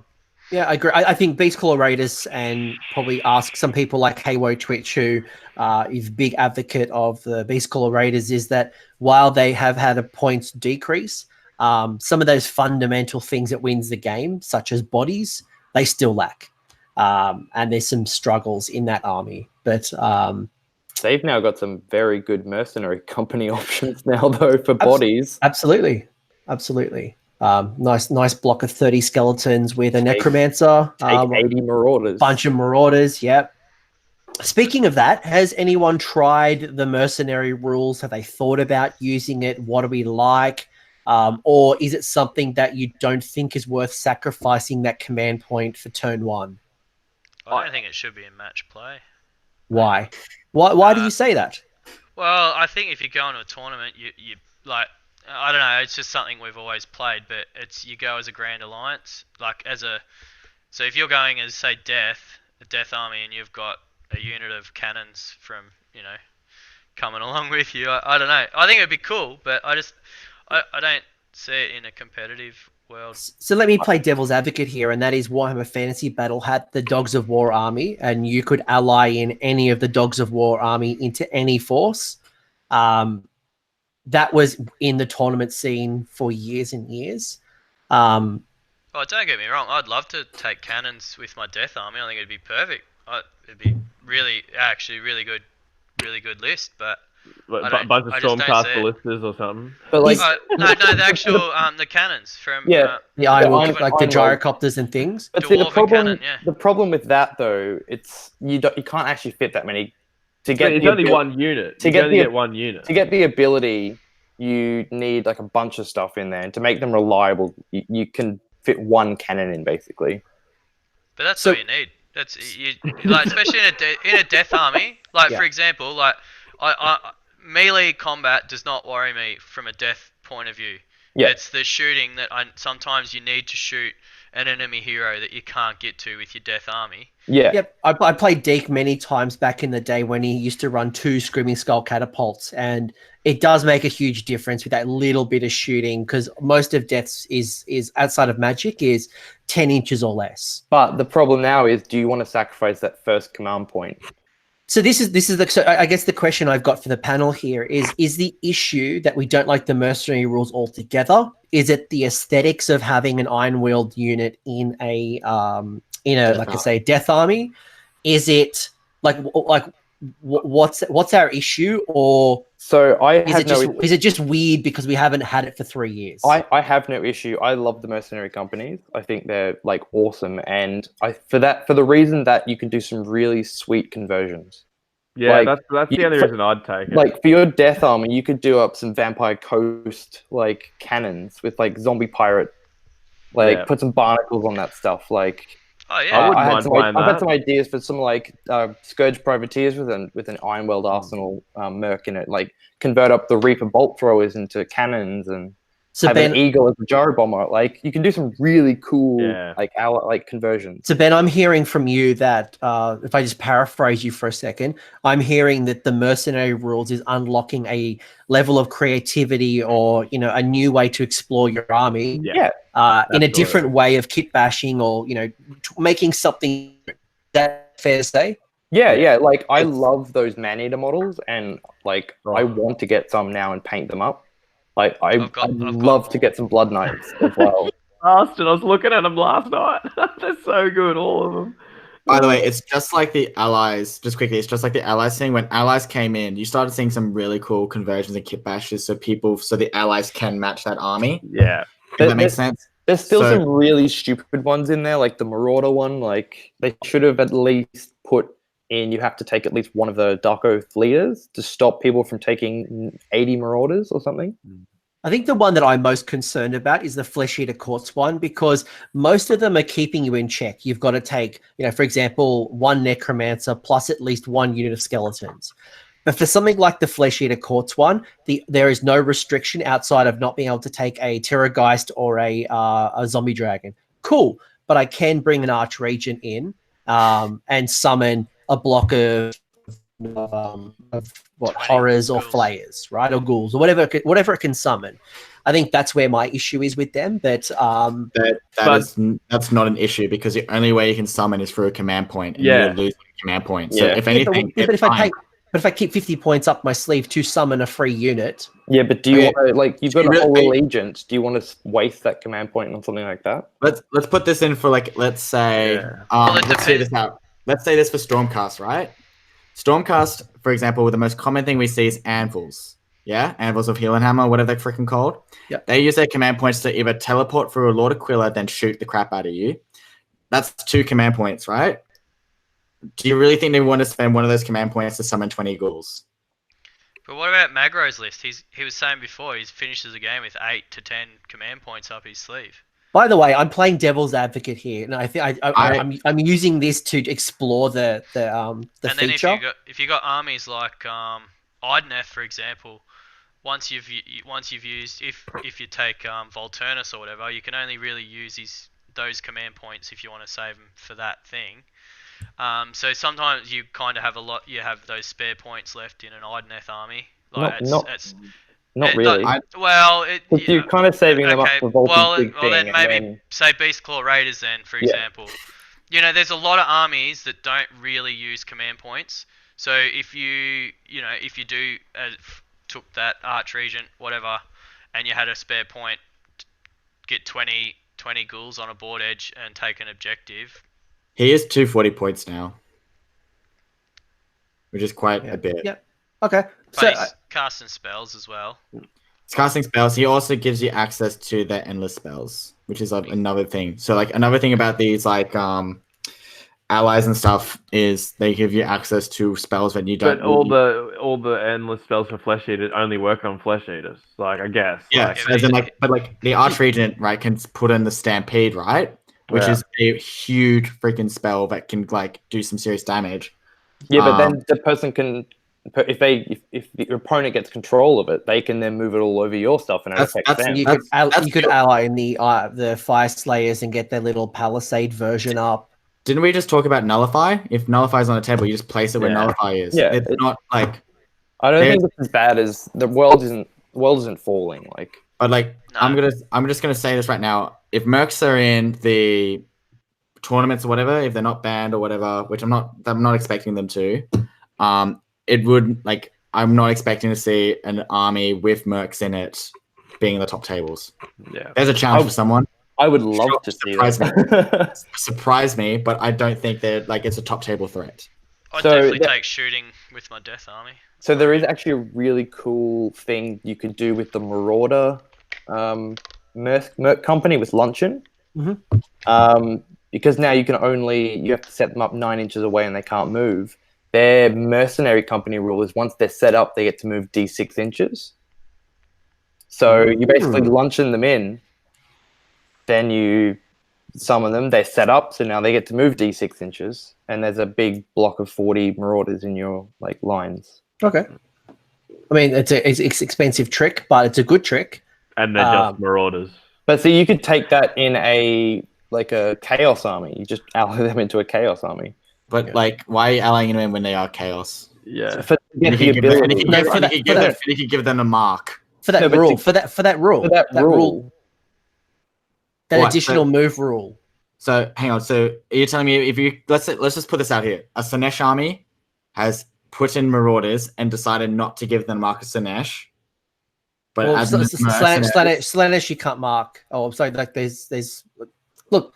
Long story short, let's go back to the point. I'm just saying it's there. It's a possibility.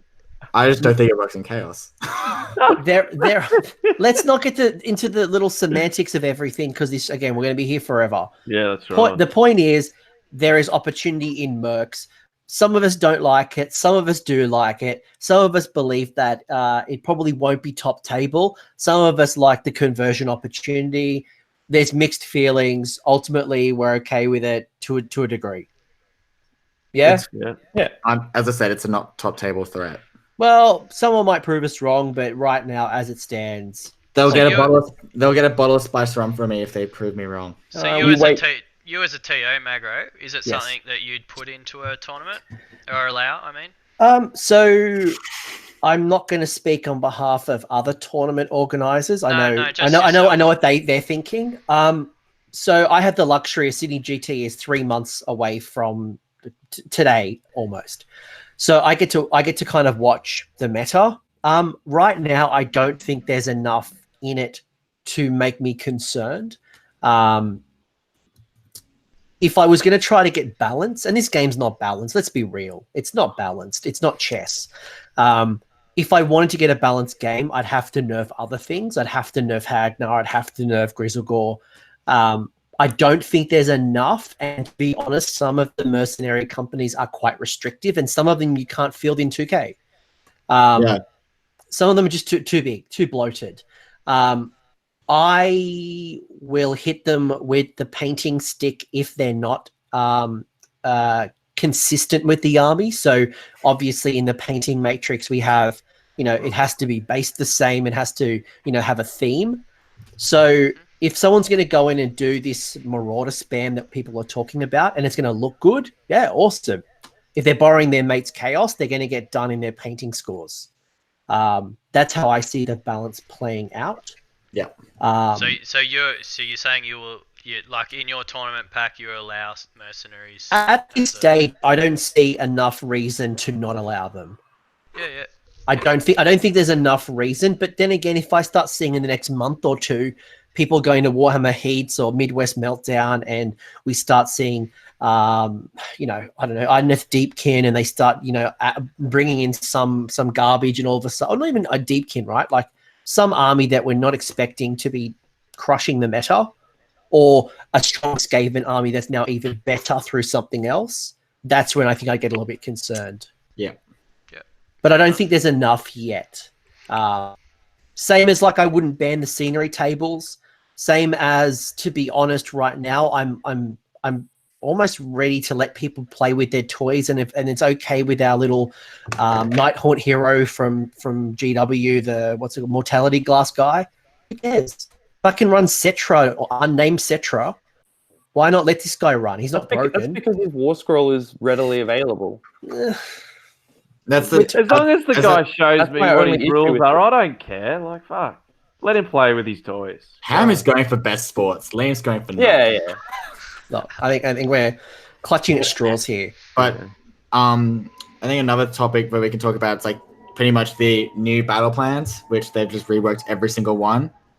What are your thoughts on all of those? Any clear favorites or anything that you guys? I know the books have been cut off like 2 weeks, but is there any that you look at and be like, that looks stand out? Like I know. Actually, let me ask you a really quick one, because this is an easy win.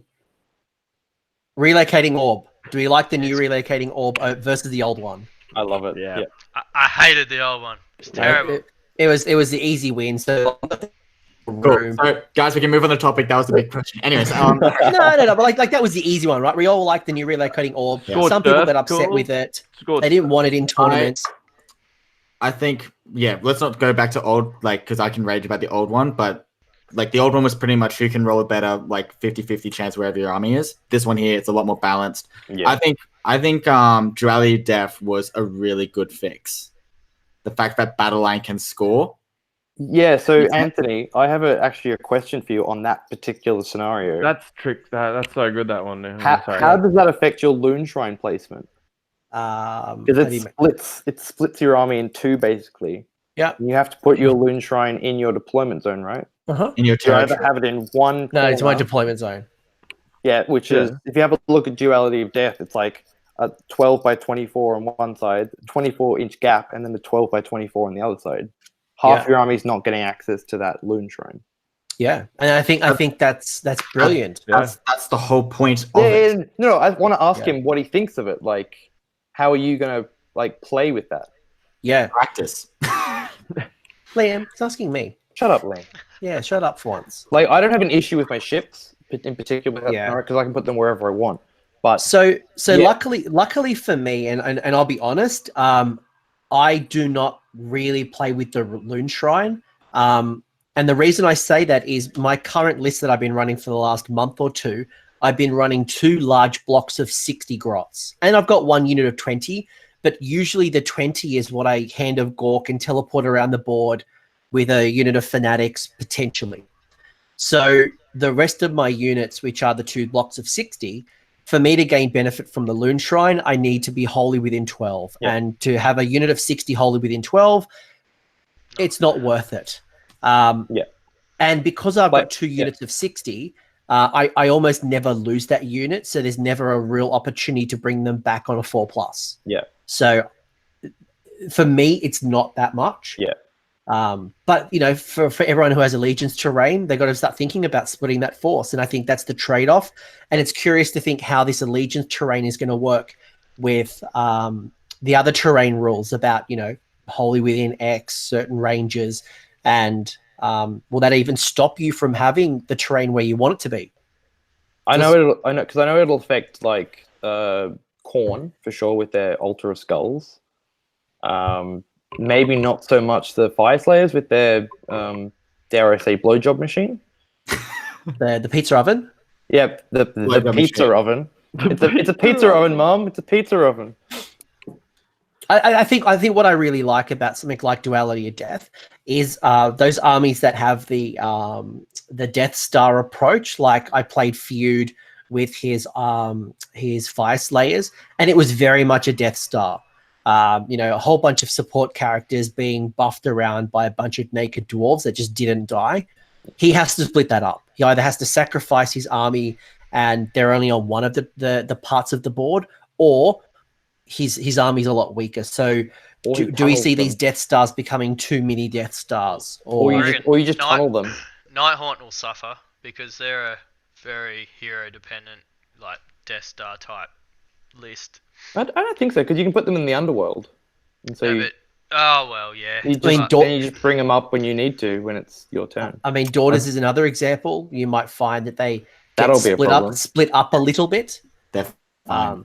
Trust me, they're fine. I just like how they've, like, instead of, like, every other year they've released 6 brand new ones and kept all the old ones. I think it's great now that they've just kept the original 18 and they've just changed, like, just changing deployment. Like, deployment zones changing has completely changed a lot of the scenarios, battle plans, and I think they've done a good job. Like, I do like Total Commitment's new one. Yeah, I played it yesterday. It was good. I've always been envious of 40K's deployment zones because there's some really interesting ways to deploy. I've always been envious of their multiple command points. They're costing 2 or 3 stratagems, so I always thought that was a nice fix to Grimghasts, but no, but like if you want to bring back a unit of 30 Grimghasts, use 3 command points. We've had this discussion. We've had this discussion, and I agree with you. That's why that's why I'm laughing, because I'm like, it's something that should have been happened. Like, in my opinion, I'm surprised they haven't brought that on, saying like things cost a certain amount of command points to use. If that makes sense. Yeah. But then what about all the other summoning, like as we said before, Slaanesh, and how do you bring that? Seraphon, I know, listening to Chris Welfare on Mortally Wounded, he was talking about, bringing a bunch of like 60 skinks additionally to summon on his Seraphon army. And we know that like 60 bodies is a lot. I think Death is already... I know the forget about Grimghast for a second, but I think Death is already restricted with summoning because you never... Death, apart from Feck, don't worry about Feck, but Legions in the Gash book, you can never be more than 2,000 points, or you can never be more than you start with. Whereas a lot of these other armies with summoning, you can be a lot bigger during the game than what you actually started the game with. Legions in a Gash, you're only ever bringing back what's been killed, and once your general's dead, that's completely gone. So I don't think summoning with Legions in a Gash is broken at all. I think it's very, very situational. Like, I just don't think it's as bad as what some of the other summoning is. The more fairer summoning system for sure. I like how they've got rules to summon. Like you have to. There's They've got rules. particular rules to do it. Like Yeah, and you gotta be near a grave got site. restrictions, Like, and yeah. you can shut it down if you need to. Like if you can just put something on your grave sites, and then you can't summon anything on them. Back to Liam's question about scenarios. What have you guys played? How did you find it compared to the old version of it? Yep. So I played Total Commitment yesterday. And it's now triangular sort of deployment. And you're 9 inches away from 18 inches away from each other. So first turn charges are very possible, but it just changes things up by having where the actual objectives are. So you've got one that's sort of deep in your deployment, and then one that's on the far side that's, it's kind of right near your opponent's deployment zone sort of thing. So that was quite good. I played Starstrike the other night, and that was really good. I like the new Starstrike with the new, it's broken up into 12 6-inch segments. Yeah, that's awesome. And it's really cool. It makes it a lot more. Because the old version, there was only 3 different spots, right? 1, 2, Yeah. 3, 4, 5, 6. You could set up for it. You could easily set up for that. You just be like, oh, it's going to land 1, 2, 3 in the middle, and but you can still set up for this one because statistically it's going to land in the middle more likely than not. But you're still going to have those outliers. Liam, what have you guys played recently? Played a bit of Scorched-Earth myself. That's something different. So that's you got 4 objectives in each of your territories now, and you play it like Battle for the Past, so long ways or whatever. That's the scenario that has 8 in total. That's right, 8 objectives. Yeah, so that's it's the really first time we've ever seen 8 objectives on a much traditional. Fun. So much fun. So I just found it really refreshing to have that much going on and playing a different way too. And I've also played shifting objectives, which is they've changed the way that's played too. And just having more space on the table between objectives means you can't freely get to the one it's switched to. So there's more chance that you'll just lose because you're not standing on the main objective. What else? And obviously duality is a big one. We already talked about duality, but changing that to units. I played it in a tournament and I didn't understand that it was units. And they keep it until they die. It's crazy. So, but luckily my opponent told me that it was the units. And anyway, I played the new focal points, and that's really cool. It's it's no longer opposite. Well, they kind of are opposite. They're more perpendicular to each other rather than opposite. I think focal points is one of the ones that stayed the same. It kind of stayed the same. It just changed where it's like center, and then it's it's a bit different, but it's similar. It's a bit different, but I kind of like it. Cool. Yeah. I like the old one as well, but this one was also really cool. So overall, high level, new scenarios, good. Yeah. I did play Relocating Orb as well the other day, and it's so much easier to try and set up. Do you feel like it's more balanced now? Yeah, and it's not so random. I think I think specifically in match play and tournaments, I think you don't want it too random. You want to be able to play to win, not just play to accidentally win, sort of thing. My opinion is, old Relocation Orb was pretty much, if you're drinking with your mates, play that one because it's funny. Yeah. And if you are playing competitively, you just hope to God that the tier did not pick that. So. And it wasn't. I played it probably 2 or 3 tournaments last year. I chose it for Sydney GT. I loved it. Yep, so I loved it because. Yeah, but do we love you for it? Don't come. Don't come to my event. I love you, Magro. There was another one. They fixed Better Part of Ballet, yeah? Where it's now turn 2 onwards? Yes. Cool. Yeah. All the negative play experience scenarios have been fixed. Yeah. Yeah, I think they've made some awesome changes. They've made things like is it Arcane Power, which used to be only. They've made that more accessible as well. Yeah, they got rid of the wizards and the artifacts of power, which is where I remember playing that scenario as KO, and it was just almost impossible to win that one. You just knew you were losing that one from the very beginning. And Sylvaneth was always going to win that. Yeah, exactly. Well, Sylvaneth according to you, wins everything. Yeah, totally. Probably the last change that we have, and maybe I'm missing something, but the last big change we had, and we've alluded to it a few times, is command points and the way Meeting we. engagements. That's a whole different way of playing the game. Yes. We're not going to talk about meeting engagements next. Like meeting engagements, good way of playing 1,000 points. Is there a different way of doing it? Yes. Is there ways of breaking it? Yes. Is it a nice way to bring people in? Yes. I played Is it for me? No. I don't know. No. I'm not against it. It's a fun I'm saying game. for me, Like, it's not for me. you can easily fit 2 games on a 6x4, which is awesome. We used to do like me, Adam, Jesse, and we'd try and get a 4th player, but we'd often play 1,000-point nights. So we'd do, say, a Friday night, we'd have a few drinks, get the boys around, and we'd pick 1,000-point armies, and we had our own restrictions already. Like we'd have no unit bigger than 200 points, and stuff like that, which really made it more enjoyable. So you had maybe blocks of 20 skeletons, or instead of a unit of 40, and you'd have, instead of a vampire lord on zombie dragon, you were taking your Just your a vampire Krell. lord. Yeah, like a vampire lord on foot, or just a necromancer. Like it made the game so much more enjoyable. Like, and the games weren't over straight away. And I feel like these sort of rules are sort of very similar to kind of how we used to do that anyway. Yeah, like I with think meeting, like I'm finding I'm using units that I would like very rarely use in like a normal 2K. Like I'm taking Lotan in a meeting engagement army. Like he's fantastic and everyone says he's dog shit, and he kind of is, but he's great in meeting. Great in small points. Like Matt, you made a really good point. It's the house ruling piece. It's don't go into these games being a dick. Yeah. Yes, you can do it, but should you take a vampire lord on zombie dragon in 1,000-point army? Probably not. Probably not the best experience. Just don't do it. No, and I've already seen that. I've seen that on the I think it was on the death page. Might have been today.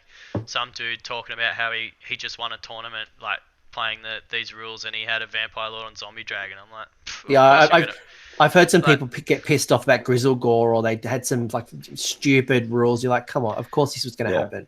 Yeah. I took a turtle. I took the big Leviathan.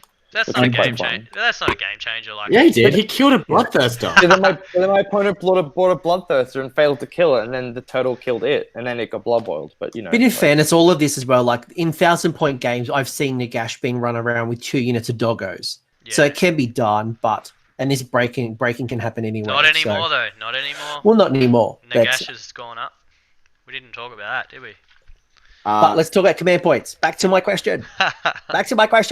How has the command point change impacted you? So maybe, Maya, you first, as someone who maybe relies on more command points than others. And then I'll ask the rest how the command point changed them. Yeah, so it definitely changed my list. As I said earlier, I always played with starting the game with 2 command points. My list heavily revolved around my Vampire Lord on Zombie Dragon using his command ability for the reroll failed hits. So I'd either give that to my Spirit Host to put out a shitload of mortal wounds, or put it on himself to be that that alpha strike that's going to destroy a unit. Also, I had my Vampire Lord on foot in my list, giving +1 attacks to all melee profiles to a unit. So put that on your big zombie dragon, or put it on, or even skeletons or something like that, and it was fantastic. So there's 2 points straight up. So a lot of the time that's what I would do. I'd put the Vampire Lord on Zombie Dragon. I'd buff him up to the hills, have the extra reroll failed hits, extra attack, and throw him across the board. And there's 2 of my points gone straight up. So that's something that is really sort of messed with me a bit in this. So now I've completely changed my list. So now I'm kind of going down the death march list now. So I'm getting that, because to me most of the battalions in Legions of Gash book are terrible. Like they're very restrictive. Like you really have to take, like, I'm never going to take Nagash in an army.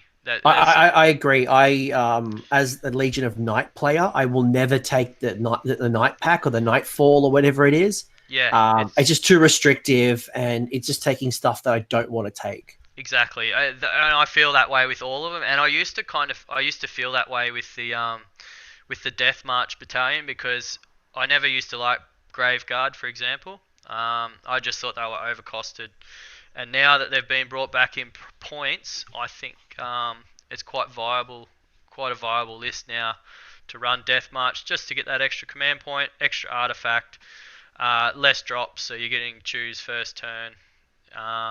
So it has affected my list completely. I've had to revamp it, but I think I've rebuilt it, and I think I've got a fairly competitive list again, and not having to worry about those command points as such. But it has really changed my list. But if you're talking, like, I do play Beast Claw Raiders as well, stuff like that, no difference, because it's an army that I wasn't really using command points anyway. So Fair enough. Ben, you are a very successful Deepkin player. Maybe on behalf of both the shark people and the eel people, speaking on behalf of your tribes, and even KO, how did you find the reduction in command points? So the Deepkin one wasn't really an issue, because I was always command point starved anyway. And so it remained exactly the same. I never used to have enough points to even buy a command point or have enough space left to have a command point. Is this your shark list or this eels? Yeah, so my old shark list was exactly 2k on the dot, and so I would have no room for battalions, no room for buying anything or triumphs or anything like that. Now it's come down like 70 points. So now I've got it gives me an opportunity to buy a command point and like frivolously spend it when I want to, instead of making that hard decision. It hasn't really changed my Deepkin army that much, command points, because I still play it saving up those 3 command points for the big turn. It has changed my KO army, though, considerably. Before we go to that one, just while we're on Deepkin, so I've played Ken Van Ship a few times, and he's very much about the eel coming from the sideboard. He's got the support character that can be there to reroll charges. He flips the tide so they can, get the strike first. I think it's in turn 2 as opposed to turn 3. Yeah. Do you think it would impact an eel list like that? Like, does he need to set up that one turn later? Or is this something that wouldn't impact? Because eels, I guess, went up in points as well. So you're going to have less eels as well. Yeah, honestly, not really. It doesn't impact that list at all, I don't think. It still hits hard as it ever does.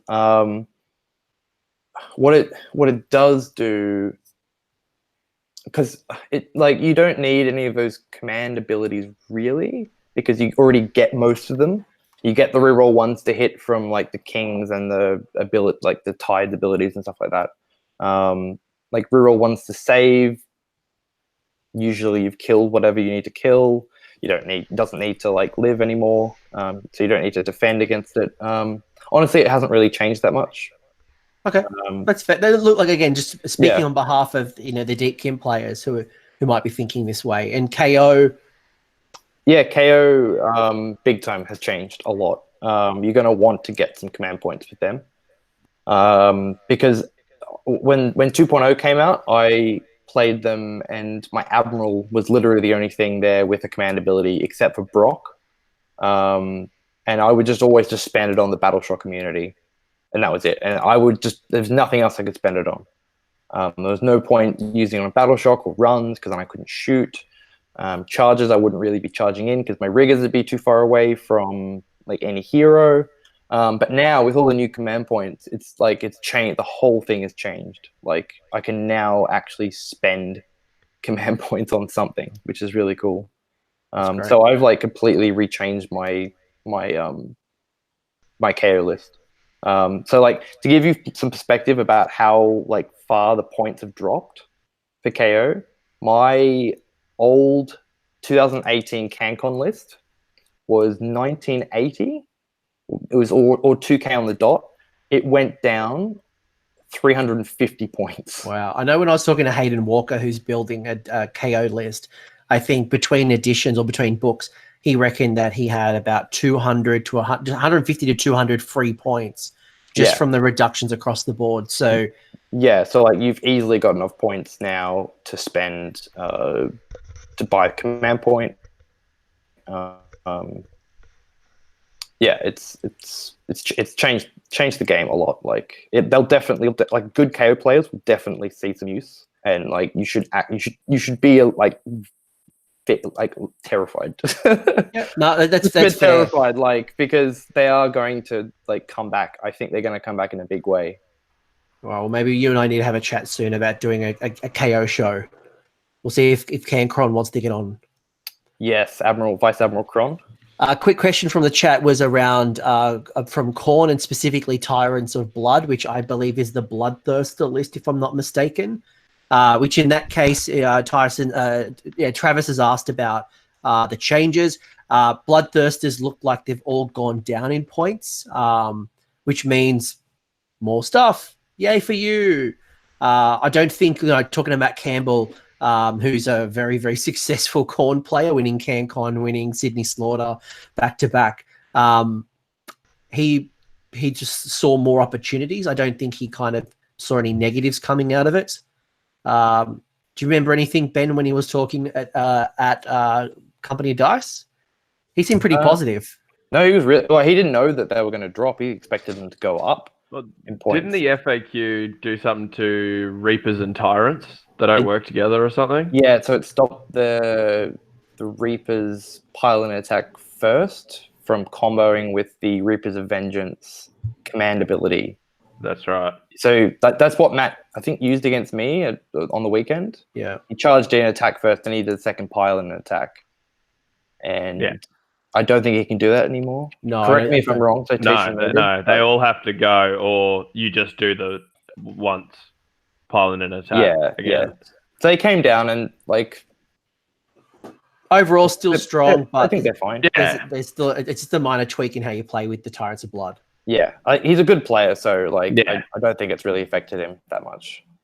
Liam, how's it affected you with your command points?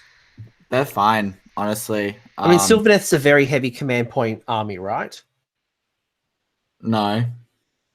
Really? Because everyone's been freaking. Everyone's trying to be convincing me to run 2 battalions. I'm like, no, one's enough.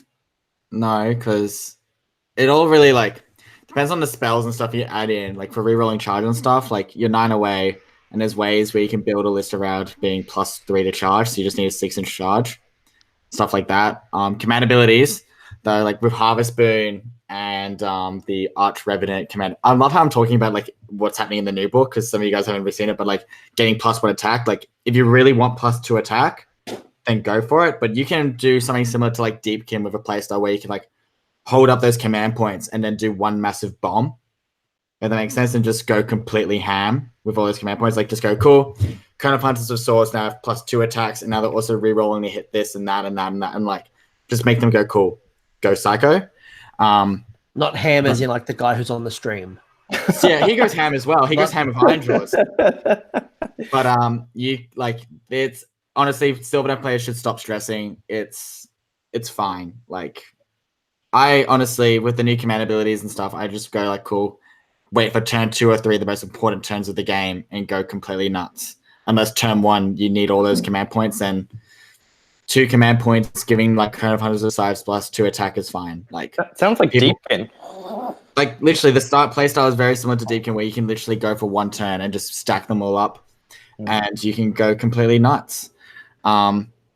Yeah, honestly, if people are complaining or like stressing out, they really need to rethink their strategy if they're trying to use a command point each turn. If that makes sense, like I don't know. And like my other armies, like Doors of Cain, the command ability only works in the hero phase, and that's if they're stuck in combat.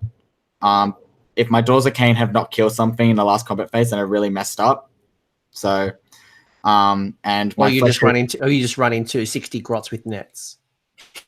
Oh, mate, you should be dead after that, because I'm bravery 10, you're bravery 3, so I'm doing 2 damage. Challenge accepted. Yeah, challenge accepted. Liam, that's where you take sharks. You shoot them first. Okay, dude, no one plays with freaking sharks except for you. Anyways, you shoot the net at the nets. Can I mute him? You're just jealous. No, I'm not. Anyways, and my other army, which was Flesh Eater Courts, I have 2 command points before the game starts and get +1 for 3. My command ability can stack, but I have Evercourt's Brooch to bring stuff back, like maybe on a third of a chance to get it back. So it all depends on how that goes. But generally, again, that's fine. Feast Day, I will be using it. And again, 5 up, I might get it back. So like I have that kind of thing. So on honesty, command points are fine for me. Like all the changes, like as I said, my last with the point changes and everything and stuff, and only buying 1 command point, my list has literally not changed. Look, So- and all of my lists, from Free People to Mixed Order to Gloomspite to Zench to everything in every army that I've written or will write hasn't changed, with the exception, I think, I share the sentiment with Matt Tyrrell, is Death. I think Death is the one that is most impacted by not being able to buy more than 1 command point. That seems like the biggest impact. If I could sell, if in game, if I could sell Matt a command point with my excess of 8 to 10, and like trade him some victory points or kill points for a command point, happily trade you, mate. I've got so many. Here's a good trade. Say 4 command points, your general slain. There you go. I just command point like this. So just the other thing is with Death, though, you want that spare point to bring back models as well. So that's the thing. You got to kind of toss up between whether you want to bring back a model or you want to buff something up. So, or bring back a unit, or buff something up. So, I think it is hurt us a little bit, but you know, there's ways around it. I'm not gonna lie. I'm looking at lists now, and it's actually quite hard to write a death list. So hard. For Liam, it's hard to write a death list. I've already written my Blood Knight list. And even even Legion of Grief, where at the moment, and you know, since the rules have been written, you can't bring in a Night Haunt battalion into Legion of Grief. So That's I think fine. no, but yeah, it's fine. But I guess what I'm saying is that it's so hard to get those additional command points because I'm not a fan. Like I think the was it not? What's the one that you're talking about? The Night Watch? No, the March. Death March? Death March. I think when I look at Legions of Nagash, that is the strongest or the best looking of the battalions on. Oh no, the Court of Lamia is not bad if you're going Legion of Blood. That's actually so hard to fit. I literally just tried it. It's hard, but it's not a bad one. Like you probably would take that. Bloodseeker Paladin's your biggest tax. Yeah. Like that model. It's cool that it's mixed the Mortis engine and the Coven frame together. I don't think I've ever seen it on the table. I think Deke built it when it very first came out. I don't think I've ever seen anyone run it competitively ever. It's pretty hard. I think the only thing when it comes to like it is hard, and I'm more disappointed that the Prince Vordry command the battalion is only for mixed death. Yeah. So if you're running mixed death, you're only allowed to play the Prince Vordry one, which is actually a really good one. The 3 or more units of Blood Knights. I feel like in Soulblight you should be able to take that. No, you can't take it. It's I not know, Soulblight. but it's silly. You should be able to. If it was in Soulblight, you would see it everywhere for Soulblight. It's so good, but it's super it's so expensive to run. Yeah. Both wallet wise, if you're not running Dragon Princes, and points wise. Yeah. Very Like tough. I think I love the Bloodseeker Palanquin. I think she's really cool, and like if you use her right, she's got some cool things. But anyway, that's for another day. So overall, to summarize this particular chapter, the impacts of reduced command points is almost non-existent, to the exception of Death, where Death players need to rethink their strategy. I think what Matt said is a really good point. Is they always going to want to keep 1 command point up their sleeve. So if you can force a Death player to make that really hard choice and spend it and put that risk, I think you're in a really good spot. And as a Death player, knowing that you've got less command points, you're either A, redesigning your list to get a battalion, or B, you are saving command points and not buffing units instead. So rethinking the way you play. Ben, you're going to wrap it up. Yeah, I've been thinking about this for like a couple of days now, and I think it'd be really cool if GW released all those start collecting battalions, like the little ones, or like in the what are they, Battle Force stuff. Like I'd love to see them and like with points. because like sure they're not super great, but they give you an ability to put in like a smallish battalion. I don't think you understand that some of those ones are really busted.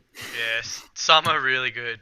Some of them are actually quite busted. Ben, if you read every single one of them, you'll find that like 80% of them are actually a bit too good for match play. Speaking on behalf of people who don't have a battalion or a much allegiance abilities, we want them first. So death shouldn't get their 10th or 12th one. Free people need one that doesn't cost them like 180 points and can only be fit in a 2,000 point army at a minimum. But some extra battalions would be nice. I would like to see some more battalions, some small battalions, and some cheeky ones. Level the playing field a little bit. Yeah, but Lim doesn't want to level the playing field. That's the problem. Yeah, because oh no, they'll break my flesh eater courts. Oh no, they'll ruin my daughters of Cain. Wait, what? What? Ben, I'm going to kill you by this show. So what have we gone through today? We've gone through mercenaries. We like them to a degree. Convert them.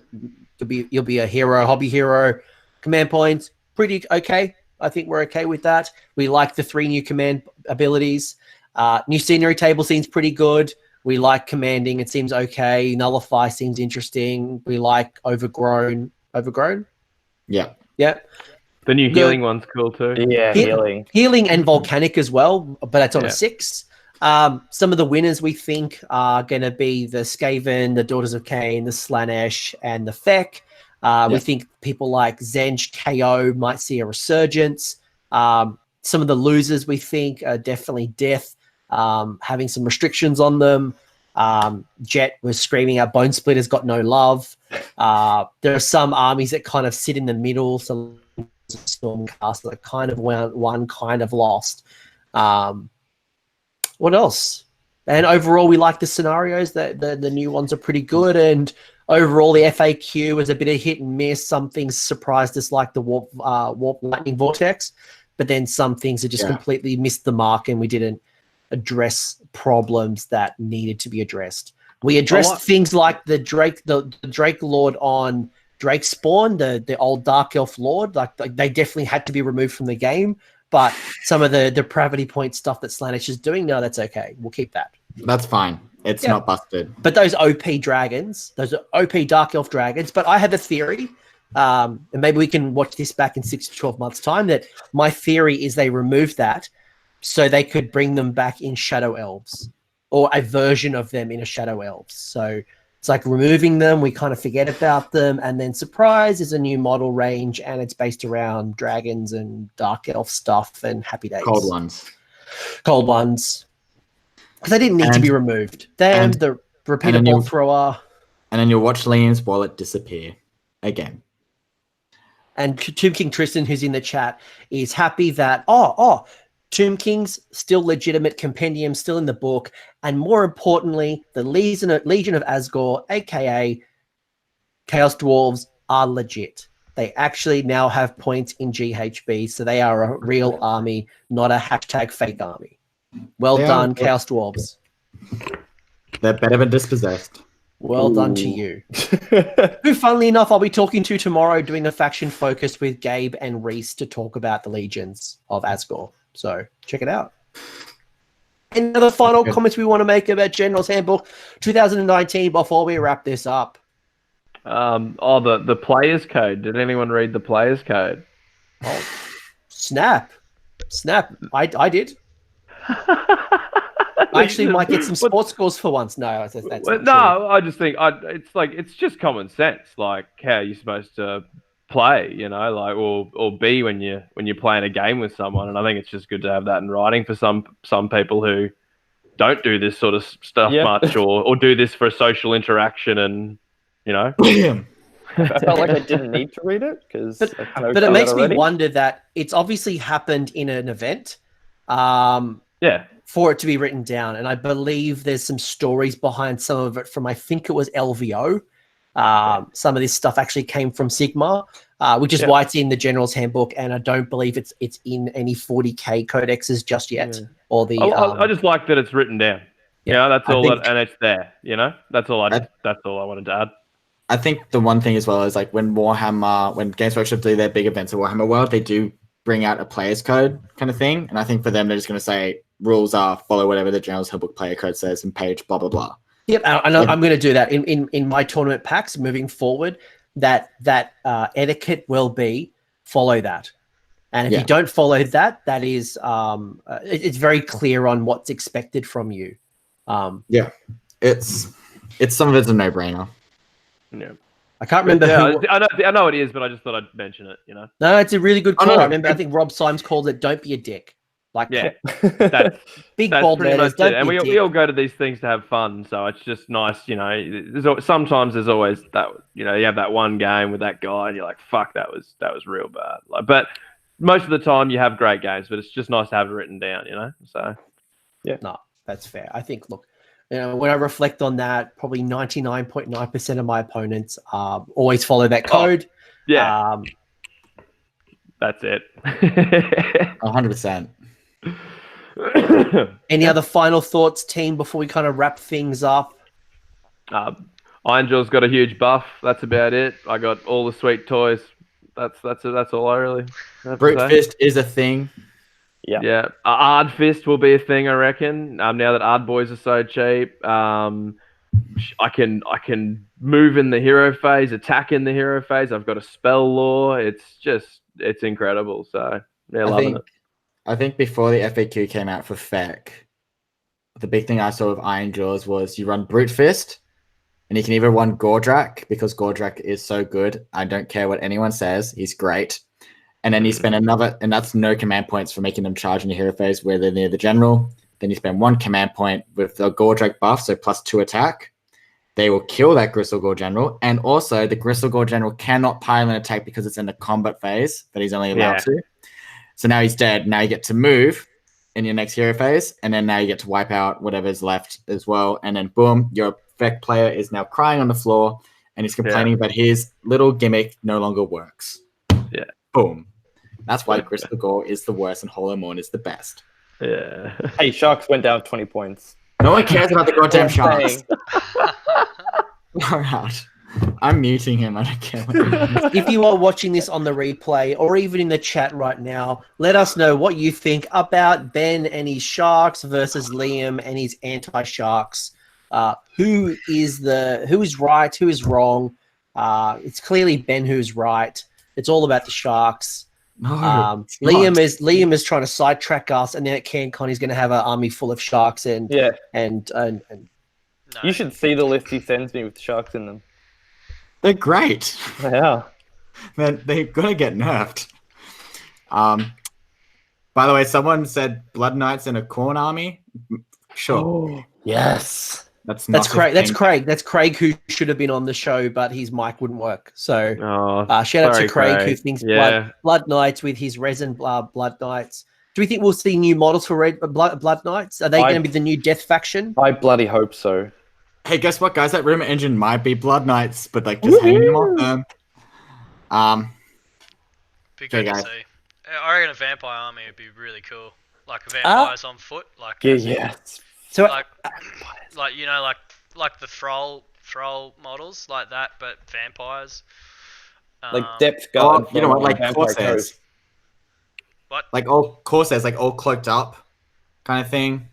shout to Craig. He reckons potentially those heads are for like Varangard or maybe some type of new slaves to ever chosen Chaos Undivided type faction. I could see that. A really good call. That's a really good call. We didn't point that out. I think Craig might be onto something there, and he runs Varangard if I remember correctly.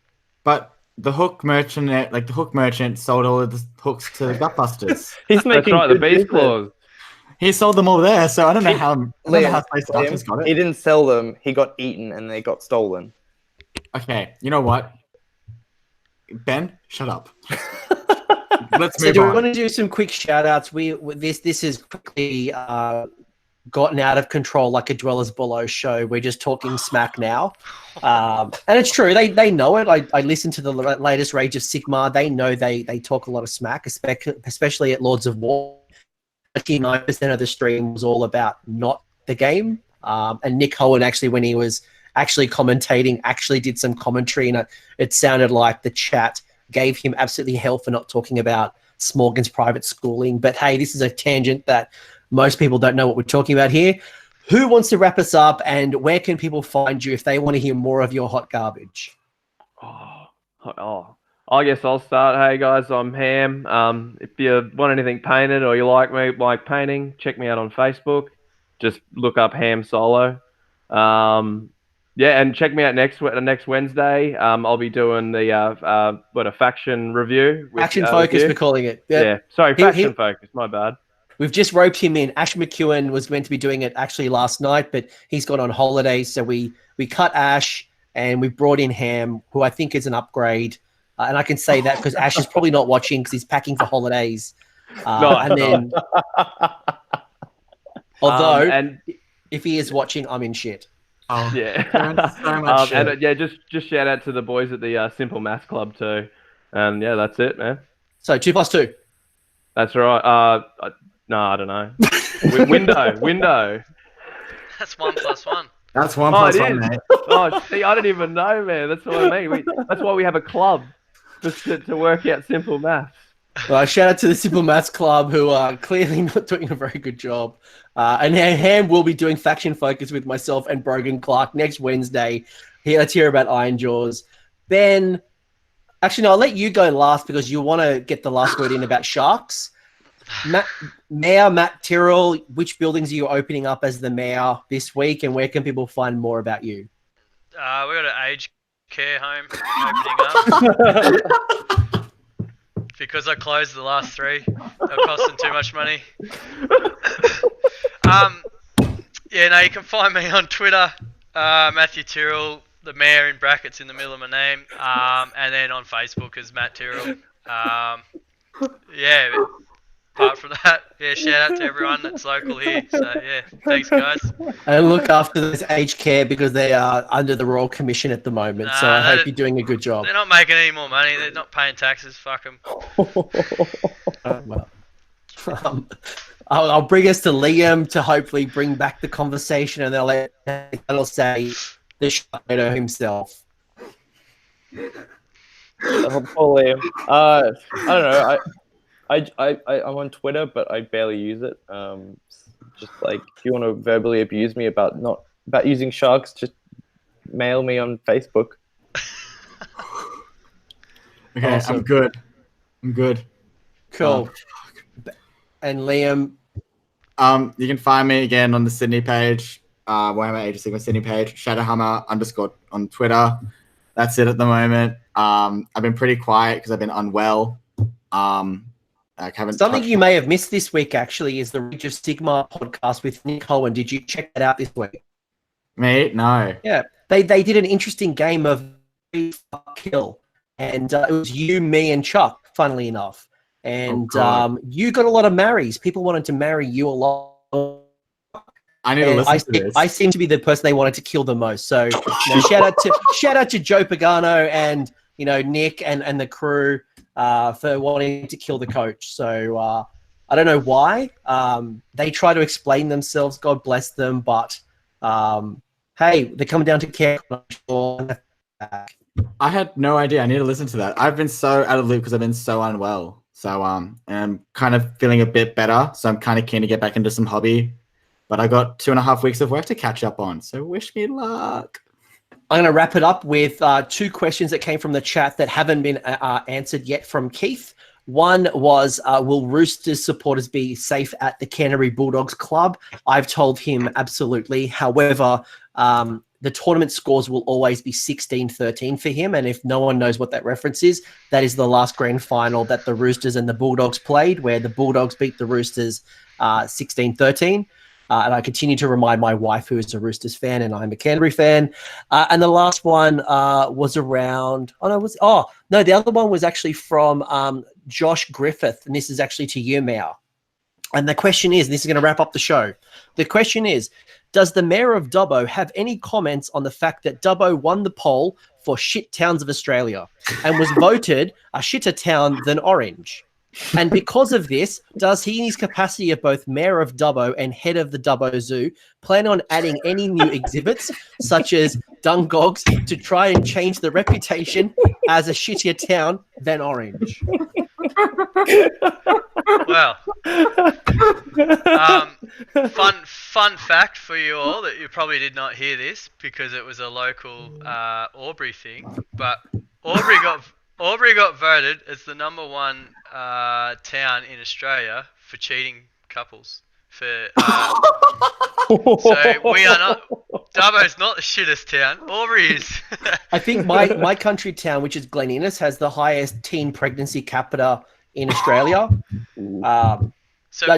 True story. Apparently, there's a website where people go on to cheat on husbands and wives, obviously. But yeah, and that website, Ashley Kate or something, it's called. I can't Ashley remember what it's called. Madison. Ashley Madison. That's it. Yeah. Ashley McEwen. Ashley Madison, they come out like last week or something and released these results, and Albury was the highest town in Australia for most people using the service. That the mayor of Dubbo is looking stuff up like that up is scandalous. But the mayor of Dubbo hasn't answered the question like a true politician. I'm just saying, we're not the shittest town. No. Answer the question. What are you going to do about I did answer the question by not answering it. Perfect politician. He diverted. All right, if you're going to vote for this guy, he dodges the real questions. He is clearly not fit to be mayor. I'm looking for a new person who is going to... I would totally have him as a mayor. See, I don't think anyone else would want to be the mayor. Probably Speaking not. for yourself, I would love to be mayor. Imagine being the most emo-looking mayor ever. Oh God, guys, tweet us on Twitter or tweet outside. Tweet however you want to tweet. Who do you think would be a great Age of Sigmar mayor? Is it Mayor Dubbo himself, or do you have someone that you want to elect? Maybe we're going to have Liam. What do you reckon? We have like the federal elections of Age of Sigmar mayorship, or I don't know. I bet you so much money that Rob Symes is going to win that hands down, and Ben Curry won't. I mean, I would vote Ben. He's a wrestling fan #1, and that's a vote for me. Guys, this has been an absolute pleasure. Thank you, Ben. Thank you, Ham. Thank you, Craig, who couldn't unfortunately make it because he had tech issues literally as we were about to go live. Thanks to the mayor himself. Thank you for keeping the aged care facilities up and going. Liam, thanks for coming back from the dead to be with us and not triggering a whole war on the stream. Tristan Gray's voting Tom Lyons as a town crier. I would agree with that. Happy for him to like ring his bell. No, he can be the town bureaucrat. He'd make a really good accountant. We need, and Ryan Hooper's saying we need a council of 13. All right, this. I'm getting a poll going right now. I'm going to write a poll. Warhammer Mayor. Who would you vote for? We need the round table of something. So let's think about this. I'm sure I'm going to wake up to a shitstorm on Twitter. Thanks to Liam. It's got to be the council of 13. It's just it's too coach. good. Who the coach of the table of 13. Who's at the round table? Let's work this out, guys. Thank you very much. Always a pleasure. We need to make up a topic for next fortnight. In the meantime, there's lots of cool faction focuses coming. And I have a Facebook page. Join AOS Coach to hear more shit talk and stuff that I got to work out how to use it. Guys. Peace. Thanks. Bye. Ciao. Thank you. Bye.